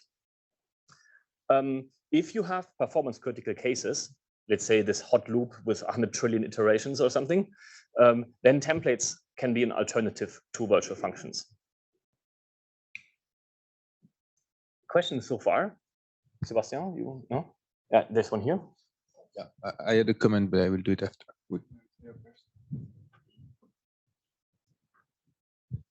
I have two questions on today's. So first, what is the real use case of a virtual function, as you are declaring it anyway in the derived class? And then the second one is, can you do the virtual inherited class? And then, because you can nest it, the inheritance in many classes, can you do virtual ones on the way for the same name of the function or method? Okay, so let's do the first one. I'm not sure what it precisely wanted to ask. Would you repeat the? Well, what is the typical use case? Because you have to anyway redeclare it or specify in the derived class. Do you work as a physicist? Yes. So let's say you have a framework that's processing data, right? And the framework has to start one algorithm after the other. For the framework, the only thing it knows, it's an algorithm, and it says algorithm run. Now, if this is a virtual function, the algorithm, it will dispatch to the specific run method and do whatever the algorithm has to do. But the framework which is around has no clue what the algorithm is actually doing. For the framework, it's just an algorithm. So what you can do with virtual functions is you book algorithm, algorithm, algorithm, algorithm, and each of them jumps to a different function and executes the correct thing. But the framework doesn't need to know what the algorithms are. That's a very, very typical use case of virtual functions, which every experiment is using in their reconstruction software. Okay. Yeah, because I see it in the in our framework. So the second thing you asked, if I understand correctly, is where you put the virtual. Is that correct? Yeah, if it's only in the base class, or you can put it also in the derived class. I think you can put it in the derived class, but you're going to get in trouble. So it has to be virtual in the base class so that this dispatch mechanism, the runtime dispatch mechanism, gets constructed. Right. So if you declare it in the base class virtual, then it's automatically virtual in all the derived classes. I don't know what happens. I would say wait for next slide actually for that one. I don't know what happens if you have a function which is not virtual, but then in the derived class you declare virtual. I think that's an error. It's a compiler error. Yeah. Yes. And there's a override keyword that comes and that will explain. Maybe there was another. Yeah. Coming up. Yeah, thanks. It's regarding probably similar to what the other colleague was mentioned.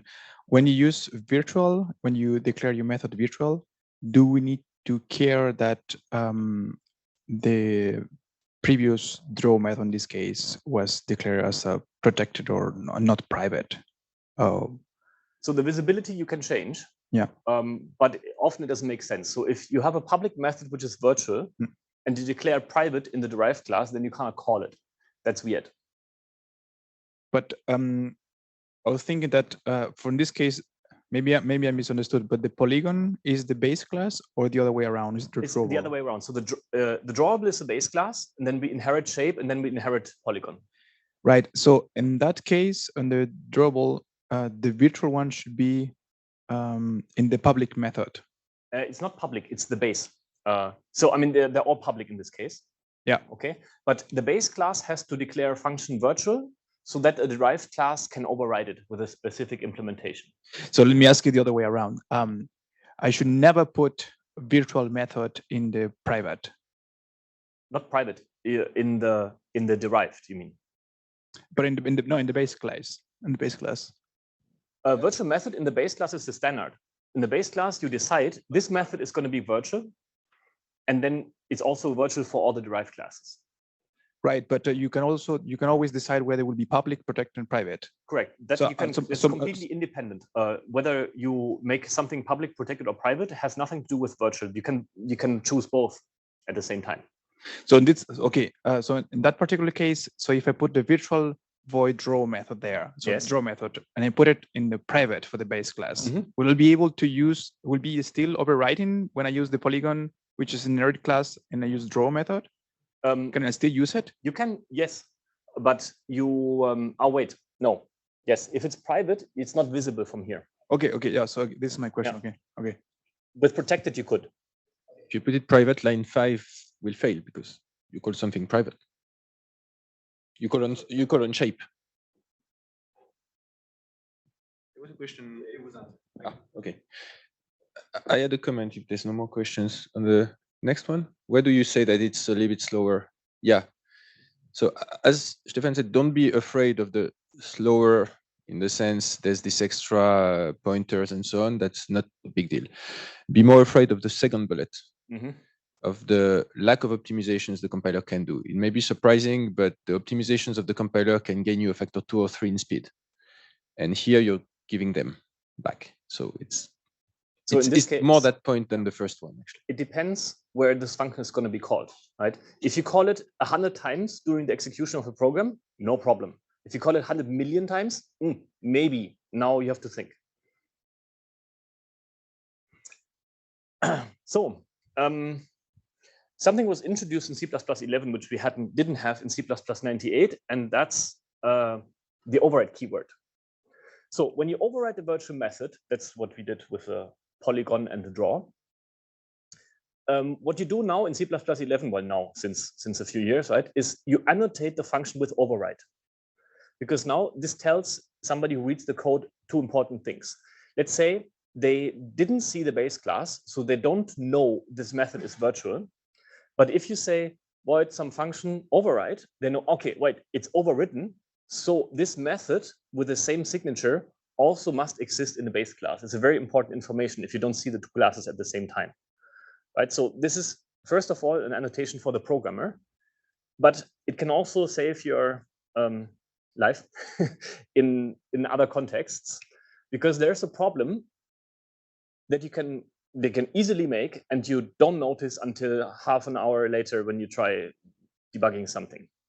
So let's say you have a base class, and you declare a function virtual, it takes a float as argument, and now in the derived class, you make a little typo, you put a double. What you did now was overload the method. So we have two methods with the same name but different arguments. We did not overwrite the method. Okay? And now you're trying to call the function and it always calls the other and you don't know why. And a good compiler, even in C++98, will tell you, oh, warning, here you have something with a double, here you have something with a float. Did you want to overwrite maybe? But when you annotate this with the override keyword, then it's a compiler error. So if you say void some func double override, then it will tell you, stop, sorry, but no, it was a float here, so you have to fix the arguments. Okay, that's why the override keyword, you should always use it. When you have a virtual function in a base class and you override it with a new implementation, just annotate with override immediately. Okay. There's a question here, yeah? Yeah, but I don't know if I'm just misunderstanding. When we're overriding, are we saying now in our derived class we want to do something that's different to the previous method? Yes. Why are we not just writing a new method? Why are we overriding? Oh yes, because in that case, when you write a new method, think back of, let's say, the experiment processing framework, which has to start an algorithm. If you write a loop, like for all the algorithms which you booked in your reconstruction chain, you can write a loop and you say algorithm run, run, run, run, run, run. Okay, it's only one function that you're calling for all the algorithms, and they do the right thing. Yeah. Just imagine you would have to write a long function saying algorithm 1, run tracking, algorithm 2, run colorimeter reconstruction, algorithm 3, run I don't know what.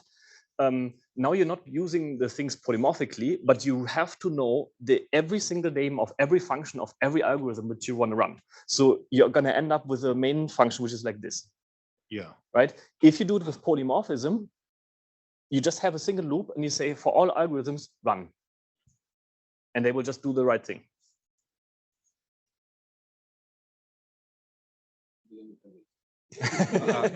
Maybe I'll just have to convince myself. But There's actually another good answer to this. Even if you would be ready to write all this, it would be very static in the sense you would have to write all the cases that you have. Well, this is absolutely dynamic to the level that you can very well load dynamically while your program is running an external library and use actually the virtual functions of that external library. So suppose you load new sets of algorithms, you can at runtime decide to call them and it will work. So this is dynamic. When you're overriding, you're just tweaking it. You could say you're tweaking it to do the right thing, yes. Right, okay. And also in an existing program with an existing class hierarchy, if you want to do something different, you would just write a new class, override one single function, and now suddenly it's doing something different, and none of the code around it needs to change. Because the only thing you're doing, you are calling a function with a name which is virtual. So, and this is going to dispatch to the new implementation that you just wrote. Yeah, okay. So it's a way to customize behavior, yeah, you could say. Yeah, that makes sense. Thank you. Thanks. So on the previous slide, in this case, it's you're saying that your derived class, you want the sum function to take a double as an input in this specific case. No, that's an error. So what I wanted to customize the behavior of this one that takes a float, but I just happened to type double here, and now what I did was declare a new function instead of overriding it. So if I add the override keyword, the compiler will tell me now that I made a mistake. Okay, but so on the previous slide, this is the correct way to do it then. That's the correct way to do it. Yes. But in this case, the function is virtual, so if I understood it correctly, then the most derived class's sum function would always be called anyway. That's correct. So why do you need the override? The override here you need, well, to annotate for the programmer, but also to prevent you from future mistakes, right? This mistake you wouldn't make with the override. Okay, so it's not actually. In this case, it's funny now. Does it hide it doesn't hide the function, does it? So yeah, it would hide. So you would never be able to call this function here because you declared a new one and it will always only call this one. So you think you achieved what you wanted, but it's not what you wanted, because what you wanted to do was to customize this function here. So if I declared a reference to the base class, but the original object would be the derived class, I would be calling that function. Even if I supply a double, it would convert it to a float, call that function. If I call via a reference to base class, if I call directly via the derived class, it would call that function. So you would swap between those functions depending on in which way I call it. That's a mess because you might never find this bug unless 5 weeks later or something, because it's calling this differently. The moment you override, you're sure, no matter how I call it, through a reference, through a pointer, or directly, I would always end up in this function here, but then with a float and with a proper override. So it's a safety function for you, the programmer, basically. Okay. Yes. I had one more question on the. It's a safety that is mandatory. Yeah, it's a safety that is now mandatory in C++17. If you don't put it, you will have a warning. So on slide 119, so here we say that the most derived objects implementation is used. Yes. If there were several classes inheriting from shape that all had a draw, which one would be used? The one that initially, so if you construct it as a polygon, and then you give a reference to this thing, it will call the polygon. If you constructed this as a circle, it would dispatch to the circle. Okay, so I see. It would always dispatch to the right thing because it knows what the object is at runtime. And then using this pointer to the magic virtual function table, it would do the right thing. Gotcha, thanks. Sure. There was one more question in the back. No? Can you override also non-virtual function? Yes. Next slide. Okay, next maybe. It stops. I know. Is not yet, but yes, you can. So we now were talking about all this. Okay, you have a virtual function and so on. But we were always supposing that in a base class, the function has some implementation, but this is strictly seeing is not necessary. So what you can do in a base class, you can declare a function virtual and not implement it. And by using =0, what you do is you say, an object that derives from drawable has a function which is called draw, but I leave it to the specific objects to implement the function, to do the right thing. And this is often what you want when you declare an interface. So an interface is basically a class and a bunch of functions that you want to be able to call. And if somebody inherits, the program doesn't compile until they implemented all those functions here, which you declared pure virtual. This is a way to force a programmer to implement all the functions that are required for a program to run. So here, in that case, a shape has an unimplemented virtual function, so we would not be able to create a shape on the stack because a shape maybe doesn't have enough functionality to be a valid functioning object. I can create a polygon, however, because here the method has been implemented. And what I also can do, I can still make a reference to a polygon disguised as a shape, and then I do s.draw, and the draw, of course, dispatches to the correct function because we have a virtual call here.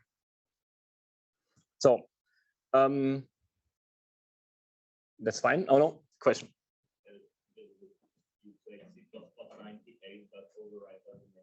Bravo.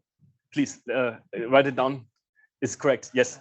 Sometimes we have old slides, and when we go like, I know it's good practice to put override, and then we forget to update the thing. Yes, but very well spotted. Okay.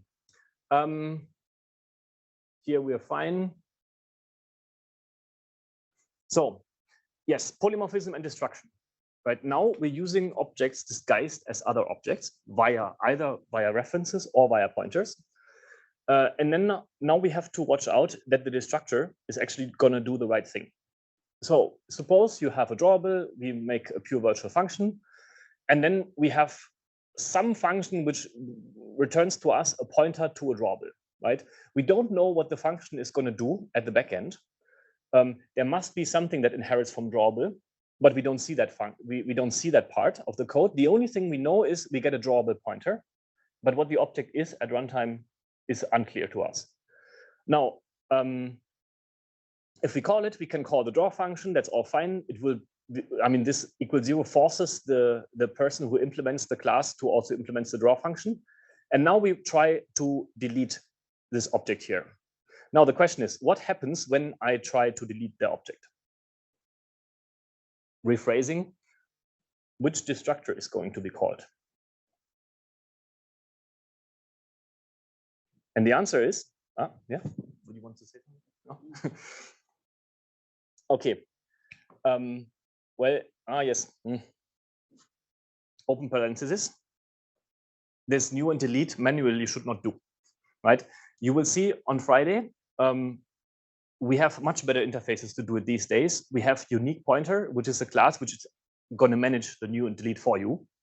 So please don't memorize the other stuff, memorize this stuff, but details we're going to show you on Friday. Note that there's no delete anymore. We don't need it. Okay, so now let's close the parenthesis and go back to our destructor. Of course, we need to call the destructor that matches the constructor that was running. So there was an object that was somehow constructed, and now the destructor needs to do the cleanup.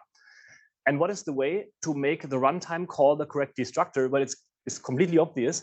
The destructor has to be virtual, right? So every instance, every derived class of a drawable has to declare a destructor, and then we have to call the correct thing. So in our drawable, which is the base class, we can just default the destructor. It doesn't do anything, but we can declare it virtual, meaning that when somebody inherits, it will not call the drawable destructor, but it will call the destructor of what the type is.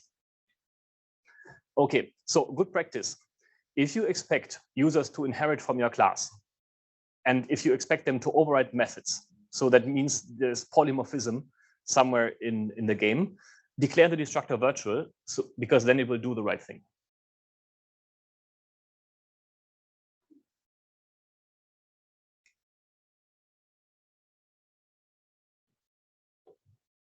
There was a question. Yeah. Is it then just best practice to always make it a virtual destructor? That's a good question. If you're lazy, you can always make it virtual, but maybe you're now imposing too much, because if you have a trivial class that doesn't need any cleanup, or if you have a class that will never be inherited from, you're now switching on this dynamic vtable lookup mechanism for nothing, right? So it's something that you have to think about. If polymorphism will enter the game, yes, probably the destructor has to be virtual. If it's a trivial thing, no, don't make it virtual. Okay. Now, it's safer to make it too often than less often than needed. Yes, in doubt, you will have to make it virtual. Okay.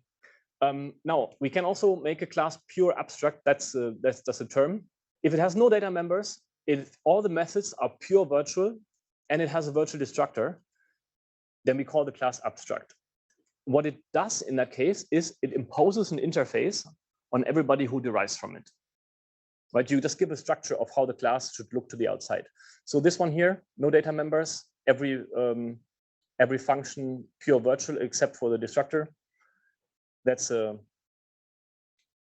pure abstract class. Sorry for this here leaking over. Now people might ask, why would you do this? Well, this is specifically to make this class usable in a context where you only, let's say, you can only handle the draw method and the print method, right? If you want those two methods to be defined, then you inherit from a pure abstract class, and then you are forced to implement those two functions. Okay. Now we were talking about overriding methods. So if methods are overloaded, let's say we have a base class and we have two overloads of a function with a string and an int, and now we derive and we declare a method foo with a standard string and we override, then the integer overload will disappear. The compiler will do the safe thing and say, oh, he did something with this method, it's being overridden. So maybe I should hide the other stuff. And you can tell the compiler, no, the one with the int is fine, just take it as it was. And what you do is you say using base class foo, so you have to give the full name, right? The base class scope resolution operator foo. Then all the functions here, which are called foo, are going to be visible in that class. And then you just override the one that you're interested in. And note here, if you create a derived class, you can call the foo with an integer, it will go here. If you call it with a string, it will be here.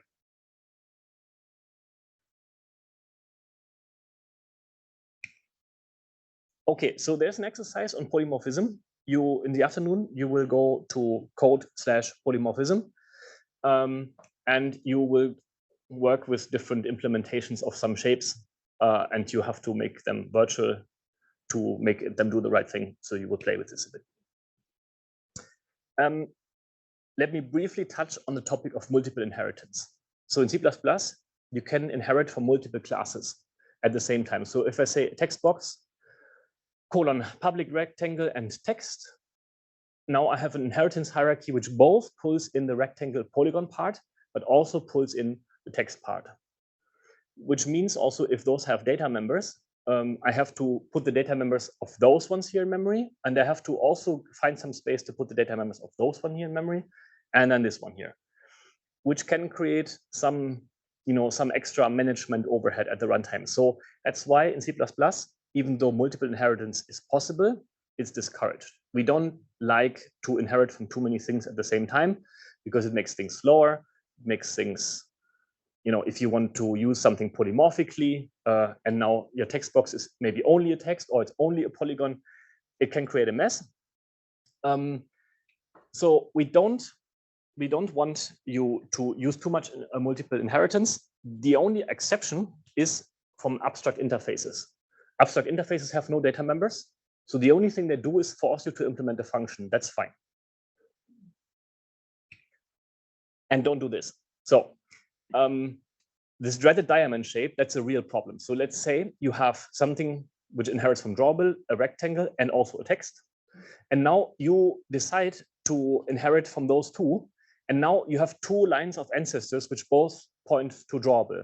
That's a recipe for trouble, right? Because now, what if drawable has some data members? Do you have them once visible through here and another time visible through there?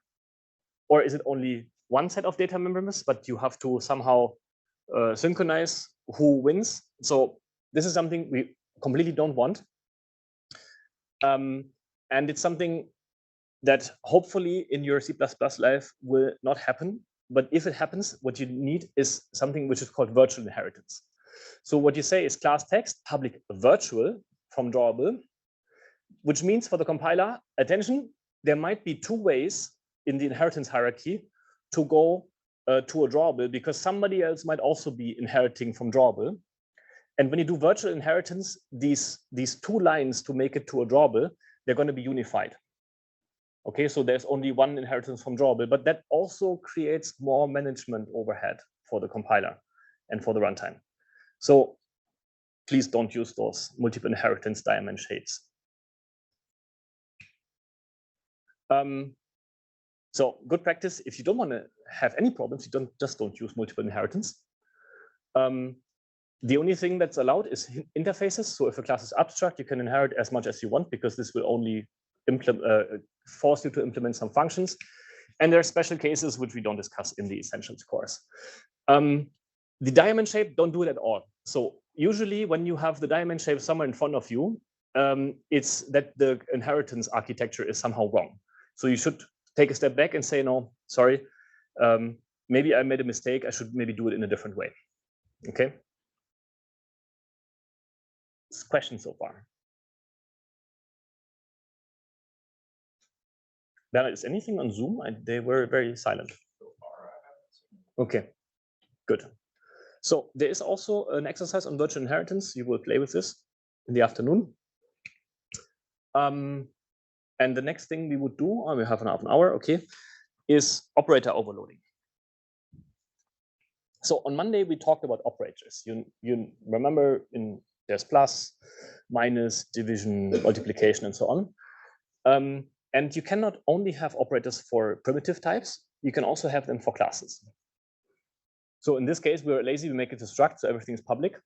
Let's say we have a complex number, real part, imaginary part. We write a proper constructor that can initialize everything.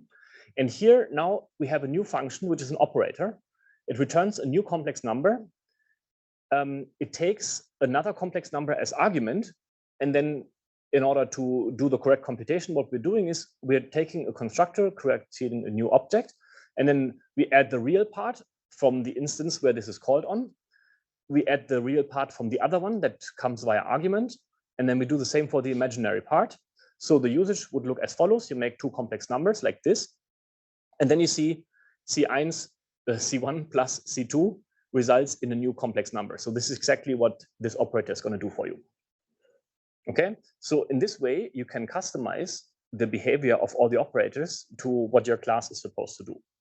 Please don't do any surprising things, right? If I have a complex number and I say plus, It's very, very obvious what this should be doing. If you subtract or multiply in the operator, you're just making everybody's life miserable. So do what the operator should be doing, okay? You can define a host of operators for every class. So Sebastian wrote, replace add by anything. I would say not anything, but a lot of things. So if you want to view this as a plus or minus or multiplies or division or something, you have all the expressions that you can run. So we have the prefix operator. So it could be something like plus plus a. So increment a, please. No? And as a member function, you would call this. I go back here. You see the member function is called operator plus, and then come the arguments.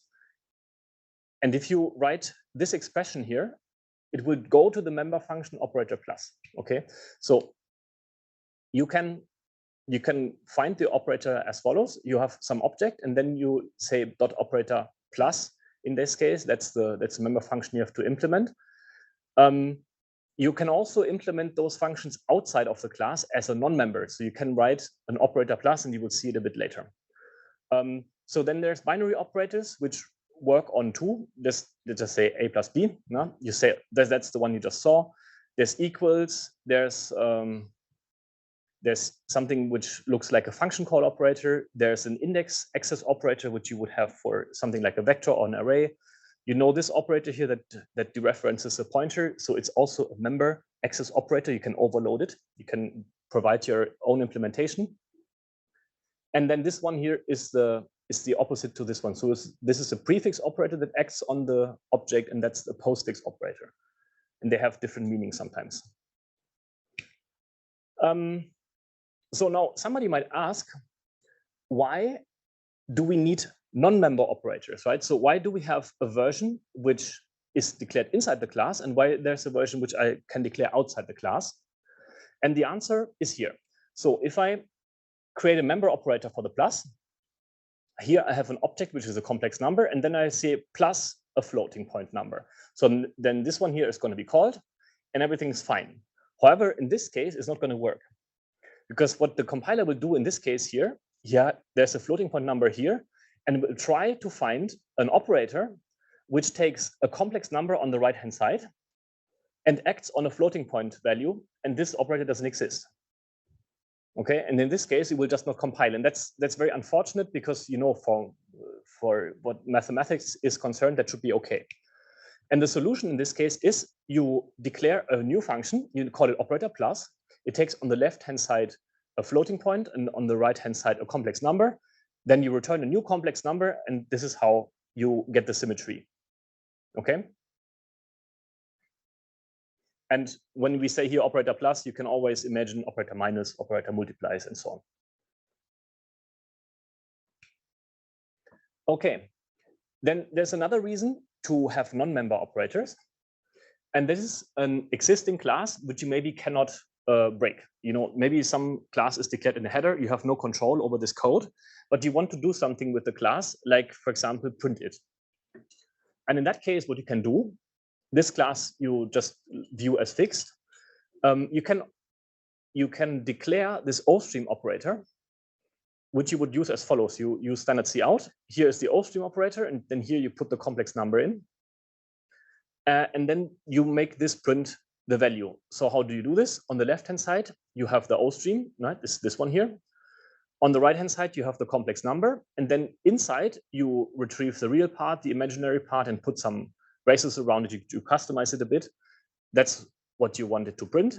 And then in the end, you have to return the OStream that you take in as argument, so that you can concatenate those operators. It's a very useful pattern.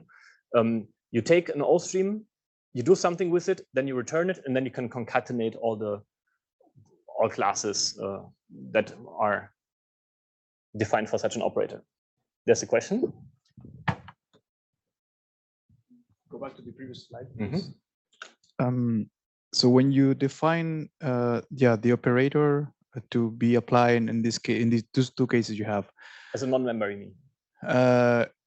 So every time here that we see, it's an example of a binary operation. Mhm. What happened, for example, if we are talking about the shapes and I want to add like two shape -1, so then it's a trinary operation, not a binary. Do I have to implement a function? It doesn't exist. So what happens is you have an associative. If you say a plus b plus c, yeah, what it will call first is a plus b, and that has a result. And on the result, you're going to call a plus c. Okay. So it will do it by its own. I don't need to declare another function that has a trinary. That's correct. We don't have trinary operators. We have mono one object. We have binary operators. And after that, they just get concatenated. However, if you make a mistake in implementing your operator, for example, if you make an operator plus and you don't return a complex number, you have a problem because now you cannot concatenate them with others, right? So you have to make sure that the return type is correct. You need to return a complex number in order to concatenate them. And that's also why you need to return an O stream, because if you forget to return from here, then this expression C out, O stream operator C1, if it has the wrong return type, it will tell you, I have no way of concatenating whatever the return type is with a standard end line. Small caveat here, it's not always from left to right. It's in the preceding order that is defined by the standard. If you remember, that was discussed yesterday, I think. Yeah, if you do 3 plus 4 times 5, times comes first, as in mathematics. So all these operators, they are all having a precedence order, if you want, and you may start not from the left. But otherwise, it stands. I mean, you do first the highest precedence operation, you replace, and then you go on. On the previous slide. So if you want to have this symmetry on lines 8 and 9, you have to implement both operators. Yes, because it's for C++, it's not obvious that this is a commutative operation. But there can be types which are not commutative, like matrix, for example. Matrix multiplication. And for this, you have to implement the operators separately.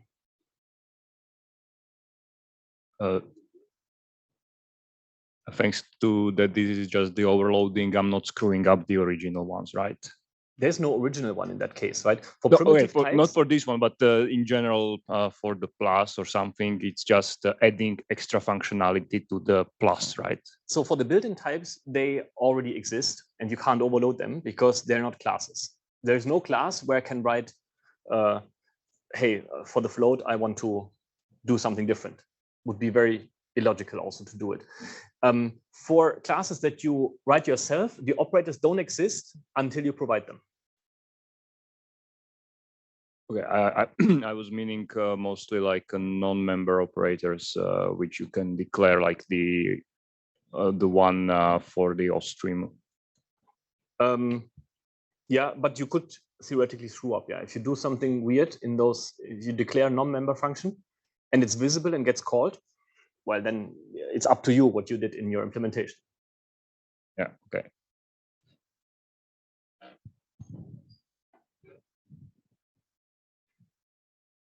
Okay. Maybe, are we over with operators? There's friends now. Yeah, but on the concept of operators, maybe one comment. When you read C++ code, keep in mind that there are operators everywhere. So if you read A equals B plus C, you naively think that we are doing B plus C and that we are, putting it into A. Well, what happens is the operator plus is called and the operator equal is called. And if somebody wrote something completely weird in the operator plus, like doing a multiplication, and if somebody wrote a completely weird operator equal, like opening a file, whatever, it's what will happen. So of course, first don't do that. Do what, do something that looks like normal. But if you have weird bugs, think that every single thing in C++, starting from the plus, from the arrow, from the square brackets, even calling parentheses, will come more in details to this one, are actually functions that are called in the back, maybe overwritten by the people that wrote the class and maybe doing weird things. Yeah. So we have to speed up a tiny little bit because we want to touch on the tools a little bit today. But we have to also talk about friends. So when you deal with operators, often you have to access members of a class, and members of the class might be private. And there's a way to declare something a friend. So what I do here is I say friend, there's an operator plus, which returns a complex and takes those two arguments. And I consider this one a friend, meaning that this operator has access to the members of the class, even though they're in the private section. Okay, and then I can, outside of the class, I declare a free function, which has the signature that I declared just here. And you see, I can just access the members as if this function was part of the class. That's what a friend does. Okay, some people use friends to go around a wrongly designed interface. So maybe somebody got the private and the public wrong, and you go like, okay, fine, I can fix it with a friend. Please don't. Right? The friends are a shortcut for operators where it makes a lot of sense, but don't screw it up badly, especially if you don't mark this const. We will talk about constants on Friday. This operator would have the possibility to change the values of those members, which is completely unexpected, right? You're adding two numbers, and after the addition, the numbers that went in have a different value. Please, no, don't. So friends they make sense in a lot of cases, often here for something like operators, but don't do surprising things. There's an exercise in the afternoon where you will implement a fraction class, so a numerator and a divisor, and then you will implement the operators to operate on the fractions. And now we go to function objects, which you would see is also mostly about operators.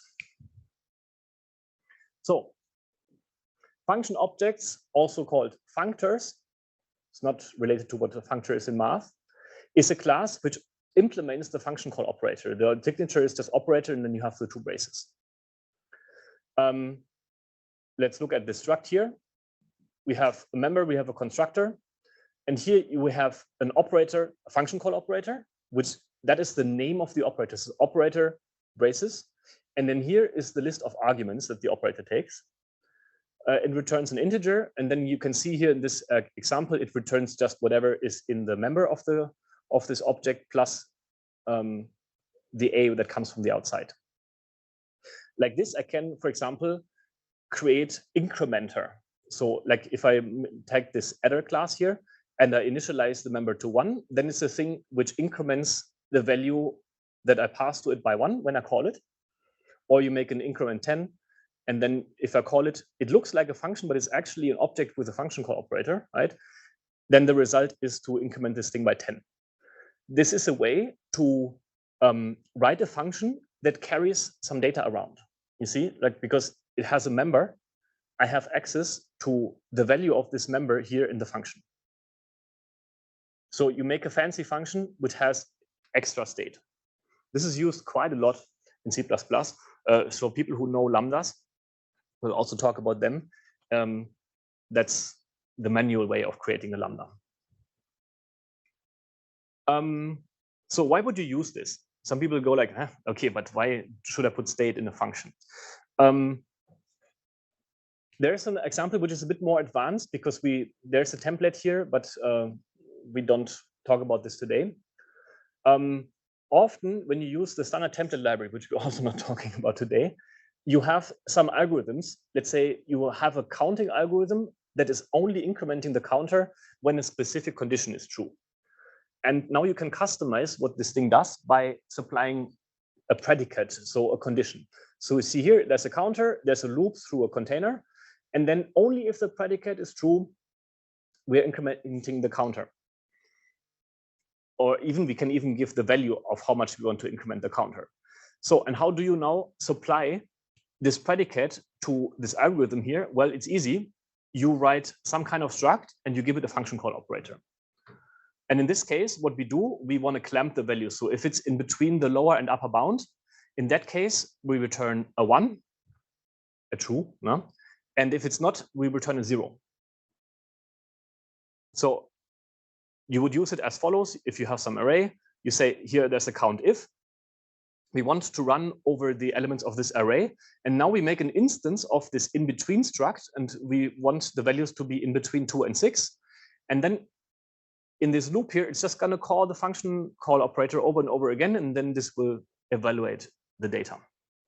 And this is how you customize all the algorithm: sorting, counting, summations, and so on that you find in the STL. Okay, that's it for the object-oriented part. Do you have questions to this part? Okay. So now then, I would suggest we go to the tools, because it's a rather short section. The advanced concepts in C++, the modern C++, we will do on Friday. And we will talk about a few things which can improve your life as a programmer. First of all, of course, the editor. I saw this in the hands-on yesterday. People were logging into LX+ and they were using Nano. I don't know, somebody's laughing. What's wrong with that? Yeah. What's wrong with that? Of course, you want to have a relatively powerful editor if you are dealing with more than 50 lines of source code, right? What you absolutely want to have is syntax coloring. You saw in our slides that we have something which colors keywords and types and so on. That is something you should absolutely have. And if you go to Nano and everything is gray, then at least use VI, or go to a fully fledged editor, right? So many editors, they also have some more functionality, like integrated development environments, IDEs. They can help with navigation in the source tree, compilation, debugging, and so on. The super advanced ones, when you set them up correctly, they can help with profiling, they do static analysis of the code, and so on. And some even can compile the code as you type, and they will show suggestions and so on. So there's a few picks. Visual Studio for Windows is probably the gold standard, right? If you're on Windows, you use that. There's Visual Studio Code, which it leans into some of the functionality that Visual Studio has, but it's open source. It works on almost any operating system. Is super popular these days, and there's tons and tons of plugins. I was using Eclipse for a very long time because it is, it's a massive thing. It's relatively slow because it indexes the entire source code. But if you have a project which you have never worked with hundreds of files and millions of lines of code, in Eclipse, you can say, hey, I want to know where this function is declared. You do Control-click on the function and it just jumps to where it's declared or where it's implemented. That's really powerful. And of course, for the people who like to work on the command line, there's Emacs, there's VI. It is something you have to learn a bit, and you have to customize them to be useful.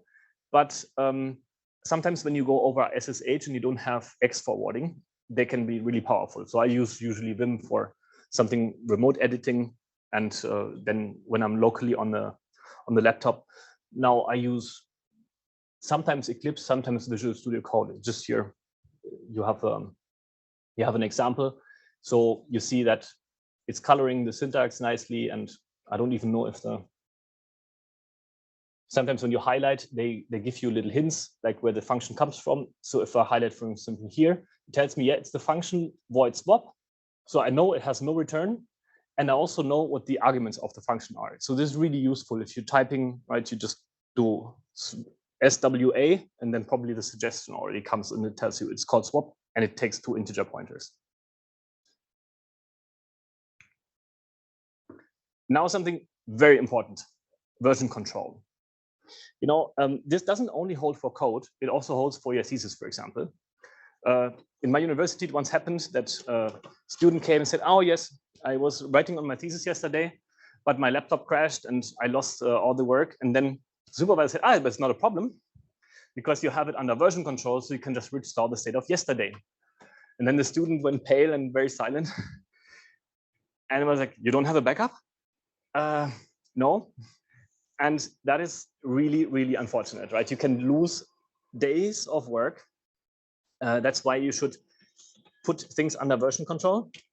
I don't know why this always has to clean itself at 12. And version control is not only a backup, but it can also be a backup, right? If you do version control only locally on your laptop, you are in danger because now it's only one copy. But if you use version control that is distributed, then you have multiple copies of the source code, and you can use it to collaborate with colleagues. You can use it to go in the history. What did I do 2 days ago at noon? You can just look at the history, right? You can also get sometimes if people make a commit and they write a good commit message, you understand why they changed something in the code. It's something which you should absolutely do. Yeah, you change 2 lines, and then you say those lines have been changed because there was a race condition in between those 2 functions or something. So write useful commit messages. So in terms of version control, now, personally, I'd say the only choice you have is Git, right? It's the most accepted. The Linux kernel is developed with Git. Almost all the software at CERN is developed with Git. There are others around. Mercurial, I've never used it personally. I don't know why we mentioned it, but maybe it's good. In some companies. In some companies it's used, fine. There's Bazaar, which is a simple, dumbed down version of Git, which is a little bit easier to use, but please learn Git, and that's better.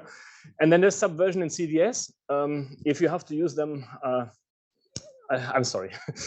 So no, but these days it's Git. If you have a new project, what you will use is Git. Crash course. If you really want to work only for yourself, what you can do is you go in some folder, you say git init, my project, so it's going to initialize a new project. Then you can work on some files, and then what you do is git add. You say, okay, I want to add those files, and then you say git commit, which creates a commit and adds those files to the repository, and then hopefully you are giving a better message than committing the first 2 files. Okay. So then there's git log, which tells you what's going on. We can just do it for our C++ course. Our C++ course is in Git, and if you want to know what I hotfixed just this night, then you see, okay, here I marked slides as CPP 11 when default is used, but I missed one. Somebody found it, right? So you can go through the history. You can take here the hash of a commit. You say git show the hash, and then you see, okay, here's the commit message, and here are the slides that I changed. You know, I hope you all are using version control. If you're not, then you have to change something in your workflow. You can customize the way that Git shows you the log. You see here now we have much more commits, but we have only the commit messages. You can do, I have a shortcut, it's git graph, so you can see if people are branching off new branches of development. All of these things, they're possible in Git, and it integrates nicely with GitLab and GitHub, which is even better. Because now, if you do it like this, it's only locally on your laptop, you're in danger. It should be somewhere on GitLab or GitHub, or you should clone it to a different machine. And of course, what you also can do is you can do diffs. So you just look at the difference between two commits to see what changed.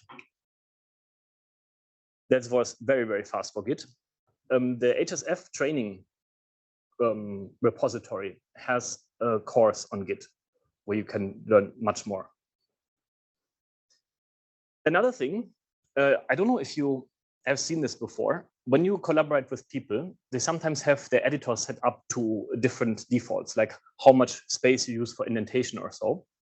And now if they make a commit, you see that in one function, everything is indented by 2 more spaces, and your diff in the commit looks really crappy. But what they actually did was only added 1 comment in 1 single line, but this is all hidden by the white space change, right? And for this, what you should be using is a tool for code formatting. And nowadays, I'd say the gold standard is Clang format. So it's a tool that comes with the Clang compiler. And what you can run it on a source file, and then it will apply a specific style to that source file. You have a lot of ways to customize this. So here are all the Clang format style options. What I will do is I will just show it in action. So let's go to polymorphism exercise. We have, let's say, polygons dot header. Okay, that's it. And I can now run Clang format on our polygon thing. And what Clang format does, it just gives me new source code. In order to check whether anything changed, what I can do is I can run a diff between what Clang format spits out and the polygons.hpp. And now you see, in all those lines here, Clang format changed something. For example, what do we have here? We have a different indentation. So here it's indented. Oops. What did I do? Try again. Here in this case, it's indenting more because the style sheet is just such that indentation is by 4 spaces instead of 2. Or other things, no, not so much. You can also switch the style. So we can go dash style equal LLVM. Let's see if something changes. No, I was using LLVM. Let's use new. And now you see that now the opening braces, they go somewhere else. Here the class is declared and then it's opening on the next line. Here it's opening on the same line. And all those things, they can be customized. And if you're working on a project, hopefully somebody defines a style sheet. You can put it in the top of your source code directory. So there's a hidden .clang format file. Let's see if we have one. Nope, not here. Note to self, we have to declare Clang format style. And then if you run Clang format without any arguments, you just run it on a file, it will pick up this style sheet and apply a consistent style to everything. It's often integrated also in your IDEs if you have a modern one. So I have to remember what the hotkey is. Yes, it's Option Shift F. It formats the entire source file. I do Control Z again so you can see, right? If it's integrated in your editor, it's even better because then you just hit the key, you save it, boom, there you go. And then all those discussions, oh no, but you should have indented by 2 spaces, they're all gone. You just say run Clang format and you're done. Okay, that's extremely useful. Now, imagine you applied the wrong format. What do? Of course, you have Git, right? So you go git diff, what happened in randomize.cpp, bam, so there's a diff, okay. And if you are not happy with whatever Clang format did, you say git checkout -- and you're back at the old one. Okay, so version control and source code formatting, very important. Question?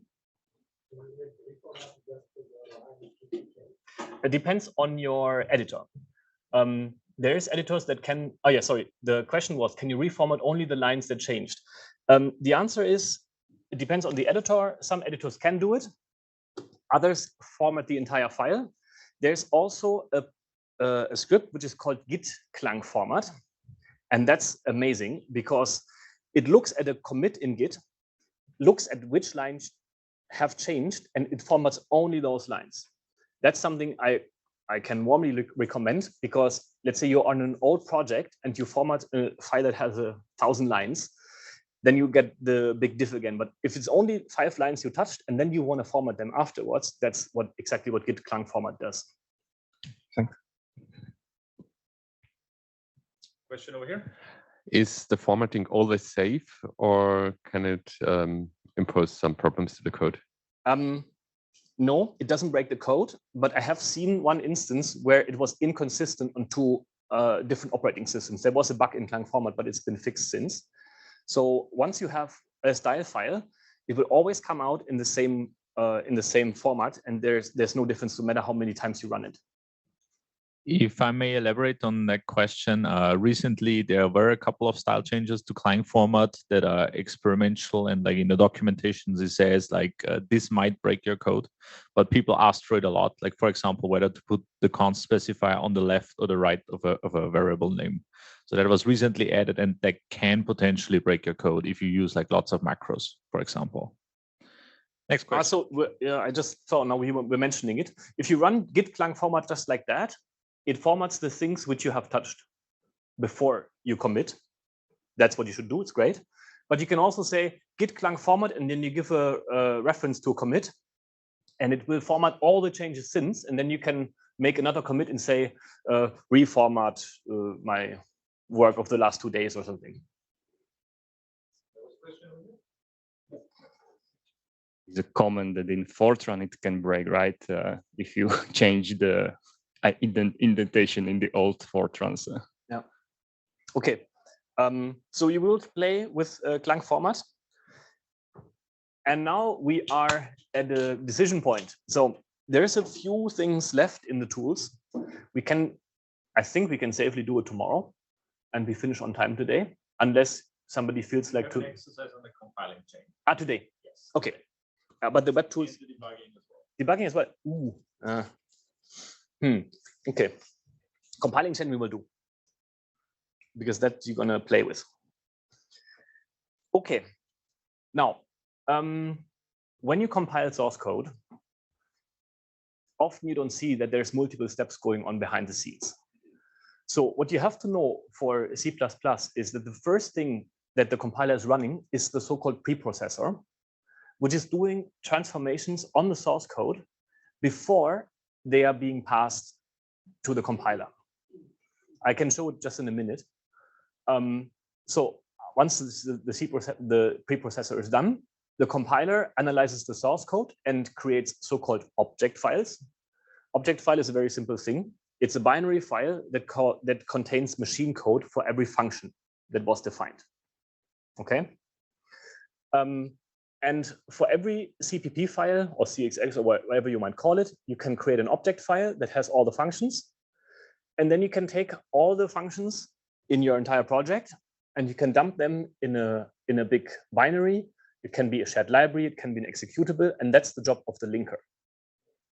So when you type something like G++, this file, it will first run the preprocessor.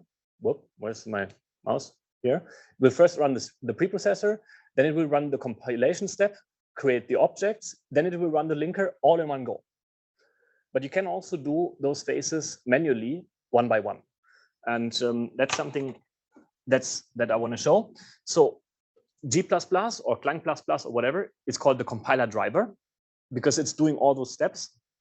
And we can tell the compiler driver to stop at different points. So if, for example, we go to our polymorphism exercise, there is a polygons.cpp. Okay, there's a bit of code here. So there's a few functions. And now I go Clang++, is the compiler on Mac. I want polygons.cpp. And please stop after the preprocessor phase. I'll put it into less because you will see there will be a lot of things that happened. Let me go to with line numbers.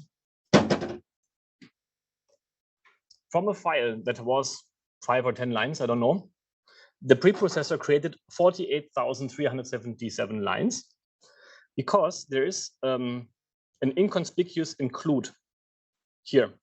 We're including first polygons.hpp, then we're including IOStream, and we're including cmath to run all our code. And what this pound include does is it opens the header, takes the entire code, and dumps it in the file that you're currently in.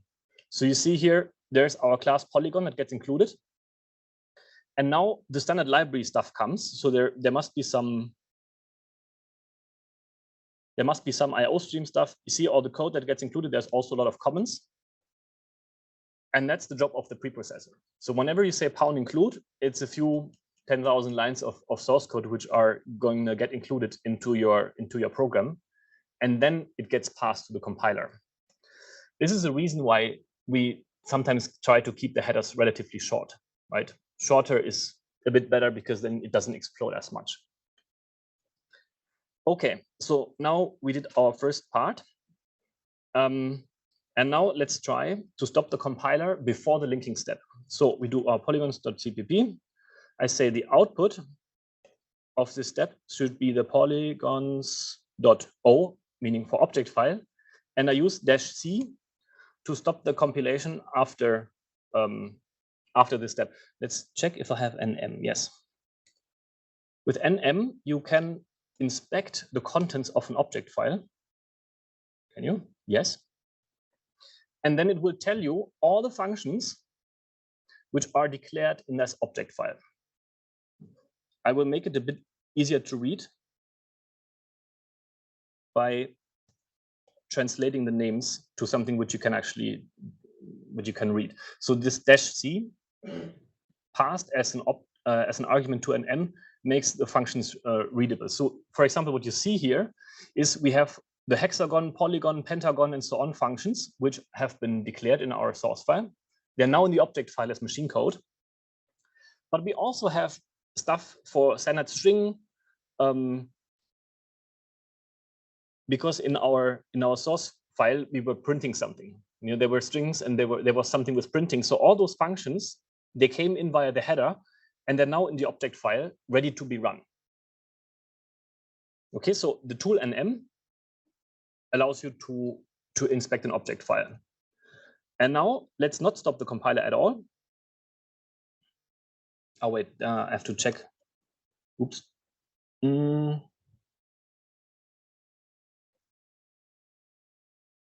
Okay. One thing which I forgot to mention is, for every CPP, we can create one object file, and often we have the case that we have multiple things which we want to link together. So in this example here, we have our files with the polygon. You would play with this in the afternoon, but there's also the main executable, which is try_poly. And in try_poly, we have a main function, which is a bit stupid right now because it only contains comments. But I will show you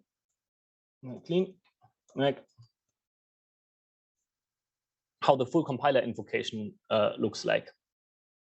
So you see that we're running the Polygon CPP, so we're compiling the functions into objects. And then we're putting them into a shared library. It's called libpoly.so for shared object. And we do it with the command -shared. And this creates a library here, libpoly.so. Okay. A shared library is only just a collection of functions. You can view it like this, but it also has some data in it for global variables and so on. And then the second thing we're doing, we are compiling the try_poly.cpp here. The output is called try_poly. That's just an executable. And then we tell the linker, by the way, the functions that we want, they are in the libpoly in this library here. That's the linking step. Okay, so here in this, forget about those because they are just for warnings and for defining the C++ standard. Here we executed all of those steps in one go.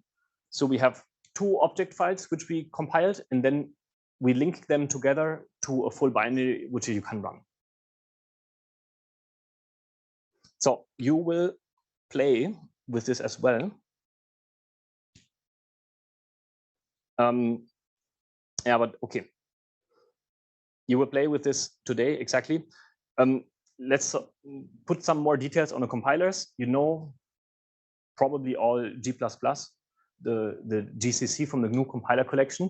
It's the most common on Linux, Unix. On Apple, you often have Clang, but Clang also works quite well on Linux and Unix. There's Intel compilers, which are supposed to optimize a bit better for Intel processors. And on Windows, you have the MSVC, the C++ compiler. So today, GCC for most of the scientific stuff that you're doing, but you can also use Clang to, just to have nicer error messages. Sometimes they phrase error messages a bit different, or there's some bugs that you can catch. Those two are pretty interchangeable. They react to the same flags on the command line, so you can just swap one for the other and try a bit. You saw on the compiler invocation that we had some -w all, -w extra, which is to switch on warnings. This is a very good idea. If a compiler issues a warning, it's usually that you're doing something wrong or you're doing something dangerous. So it's a good practice in every project that you work with that you enable all those warnings, and that's why in the exercises in our make files we enable them by default for you. There's optimization levels, so you can tell the compiler, please just compile what I'm telling you to, no matter how slow it is. Then you don't pass any of the optimization flags. You can pass something which is called -g, which adds debug symbols, so it puts more information in the binaries for you to later find mistakes. So you will find function names, variable names, and so on in the binary, even though for the execution of a program they wouldn't be necessary. So the -g is something when you are developing code and you're trying to find bugs that you should enable. And then there's the optimization flags. O0 is no optimizations, just do what I tell you, which is usually slow. And then if you go to O2, which is a very common option, then a lot of optimizations are getting switched on, and then your program can be factor 2, factor 3, sometimes factor 10 faster, depending on what you're doing. It's just not such a nice experience to step through the program and try to follow one by one what it's doing, because the compiler is going to skip a lot of steps. So if you want to debug, what you should do is -d and then O0, or just not mentioning it at all. And if you want fast code, you do O2, or sometimes O3, which is highly aggressively optimized, but sometimes O3 is not faster. It can also be slower. It depends a bit on the setting that you're running in. So O2 is something that always works, and sometimes O3 can be faster.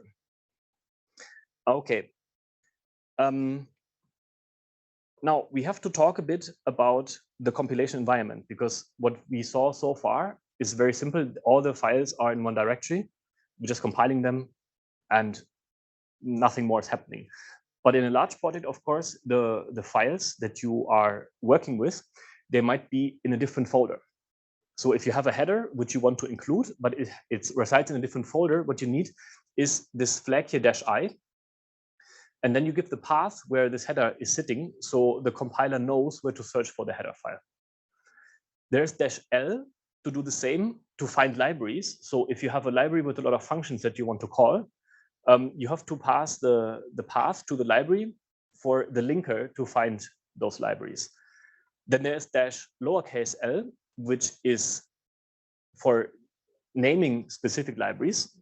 We saw it here in libpoly. Right, where is it? No, we don't even use -l here. But if you have to link against a specific library, you can do it using the -l, and then the linker will know where to find the library. And here are the two flags, -e to stop after preprocessing and -c to stop after the compilation step that I showed. Okay, this is what I just did. nm is the trick. Once you have compiled an object file, to look what functions are inside. You just run nm either on a library or directly on an object file. And if you add the -c, you get all the names of the functions in a nicely readable way. There's something which I didn't show because I don't think it works on Mac LDD.